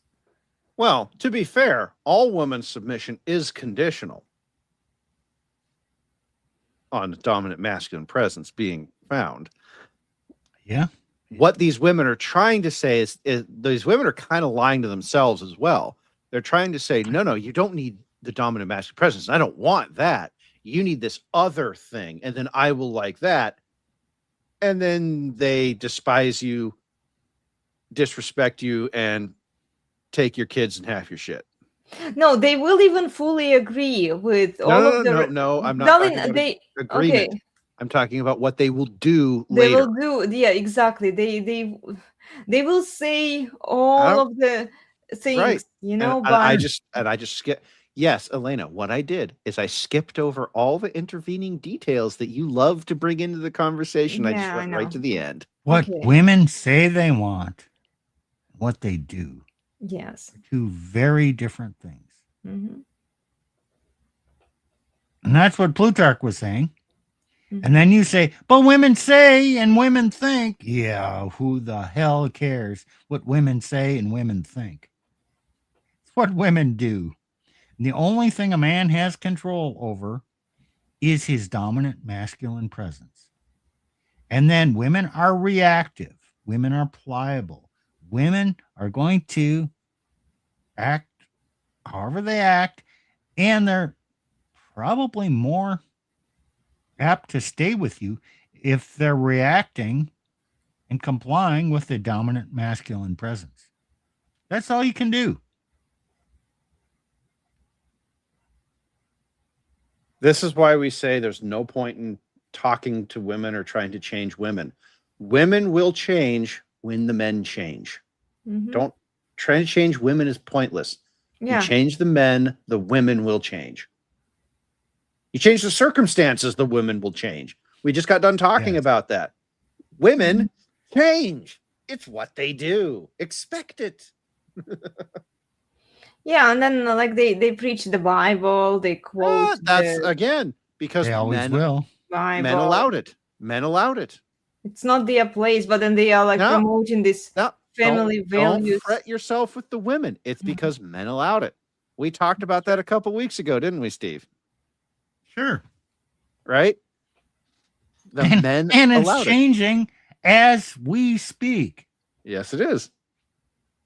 Young men are saying, don't care. Oh, you women are out there spouting this bullshit. Don't care. Mm-hmm. I'm not interested. No, I'm not going to get married.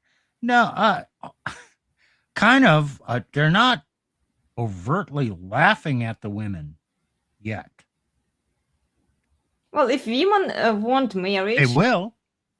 But no, I don't care what women want. I do Yeah. not I'm just care. going to the In track the future, track Nick Fuentes is leading a whole bunch of young men. I know, but if women Right now, actually, they're poking fun at this. Pretty soon, within the next year or two, because young women men are are in going to charge. be laughing at women's foibles and follies. Exactly. Elena, you are worried about the wrong thing. Nobody cares. You're saying, but this, and we're all going, nobody cares. Yeah, I know that nobody, and then it's fine. I mean, like doesn't I'm matter. on board. I'm on board with men not wiping up this horse, okay? But if women actually wanted marriage and families, and if they actually took care of their kids, as they say they do, they would be changing laws in men's favor. No, They would be assigning the custody women are to the the father. no, You know? no, the women are not going to do anything. Stop trying to make this about women. The women don't fucking matter. Get over that. Sorry, we've been having this fight in the background offline They too. are not Elena. going to give up their power and control voluntarily. Who the fuck cares? Laws will never, ever, ever change proactively. Correct. They will change reactively. Correct. So when you say the laws need to change, you're trying to be proactive. Fuck that. It's never okay. Great. I agree. Proactive change would be useful, but it's not going to happen. There will be no proactive change. Society will change, and then the laws will conform to how society changes. The laws will change when the paradigm changes, when women stop going for the looks maxing guys and they're fucking desperate for their provider guys. Then all of a sudden, they will shut the fuck up or actually promote a change in laws, or you know what? That they will be willing to agree to anything. Mhm. Any level of subservience, submission, hardship, if their survival depends on it. And then they will be crying for the subjugation of women. That is the reactive thing, and that's what's required to make the laws change. Hey, you can wish I'm wrong. You can disagree with me. Fine. I don't care. This is my opinion. So, Chief, an ounce of mocking white knights is worth a pound of reasoning with women. Absolutely. And it's not mocking helps. An ounce of medication, an ounce of reality is worth a pound of just even a little bit of pushing the white knights away. Because here's the thing, the women don't actually respect the white knights and the simps. They don't actually do that. So anything you can do to push that reality in front of the white knights is worth way more than reasoning with women ever will be. So no, but here's the and this is the thing I think people get wrong. Steve, you were talking about this earlier, and I think you're absolutely right. And I think we're going to see it. Everyone says, oh, well, it's going to take forever to change the laws. No, something is going to happen. And then all of a sudden, society is going to go, all that shit, yeah, delete that, start over. And that'll happen within a year or two. And you'll be like, the fuck happened? Okay. Oh, you mean the laws could change in 1 year? In crises, well, eventually they will. Right. Well, but in crises, the rule book gets opened up and you can rewrite it. The majority of the amendments to the Constitution were passed during the first major crisis, that was the Revolutionary War, and the second major crisis, that was the Civil War. There's 26 amendments to the Constitution, 10 of which were passed in the Revolutionary War as the Bill of Rights, and then 10 more were done in the years following the Civil War. Oh, and there's 6 when more were the that were done others passed after that? During most of them were during the Reconstruction. And no. Oh no! I know what you're saying. Yeah, First during World War. the First World War. Yeah. The First World War era. Prohibition. Mm-hmm. Undoing prohibition. Women's right to vote. Suffrage. Yeah. And direct election of senators. Yep. Weren't those all in the teens? Or they were in. Give or take. Suffrage was in between the wars. That was done in the 1920s, so that would have been in between the wars. But that era, yes. Yeah, but I mean, it's in the era of social upheaval. I'm not saying it has to happen in the exact year. Right. No. It's when the paradigm changed. Right. And we are in another era of social upheaval right now. And I think everyone listening... We are ahead of that. It's going to change. Well, we're in the process of changing. We have not overtly recognized the change yet. Yes. Change will happen. And then post recognition of the change, laws will be changed. Correct. That is. Don't know. I do not know if they'll be changed in our favor. Yeah. Uh-huh. That's a risk. Change. Right. So the rule books in these crises get opened up, and you can change, and things change wildly during these crises. So that's why I don't worry about it too much. Things will change. They will change rapidly, and then quiet, because everyone agreed on those changes, and they all agree to live by them. So anyway, we have been at this a long time. Yeah, interesting conversation. Thank you, guys. Sure. If you're watching the replay, tell us what you think about this topic. Women are the enemy, and other topics that we've covered today. Oh, we can live with women as the enemy. Yeah. In fact, life would be better if more men recognized that women are the enemy. Yeah. We love our enemy. Yeah. True. Yeah. Well, remember to please like and subscribe, and remember that no live streams this next 2 weeks, or how long are we out? For you, it's 2 weeks. For the resurgence, it's we will be back on the 7th, so that's 2.5 weeks from now. Yeah, we are taking a break from social media and live. It's the holidays. Yeah. Look, men, women, children. Although if you're children watching this, I fear for your parents' inabilities as parents. You should be with your families. No children are going to have the attention span to be still watching after 3 fucking hours. So to all you men out there listening, go spend time with your families. Go get off the internet. There is a real world out there. Go experience it for a bit. There is more to life than the internet. Yeah. And do you know what you will be talking about? Not a clue. Yet. Way too soon. Okay, way too early. Soon. Yeah. Well, we'll come up with something interesting. Remember to please subscribe to the Resurgence of Sanity YouTube channel. Go watch their other content. They have very interesting, thought-provoking discussions. And we'll see you all next time. Take care, everyone, and happy holidays. Bye. We've really got it all, and you couldn't ask for more. So sit right back and watch. You'll learn a shame of 3 or 4. Elena's Bar, Elena's Bar, the best place on the internet, the very best by far.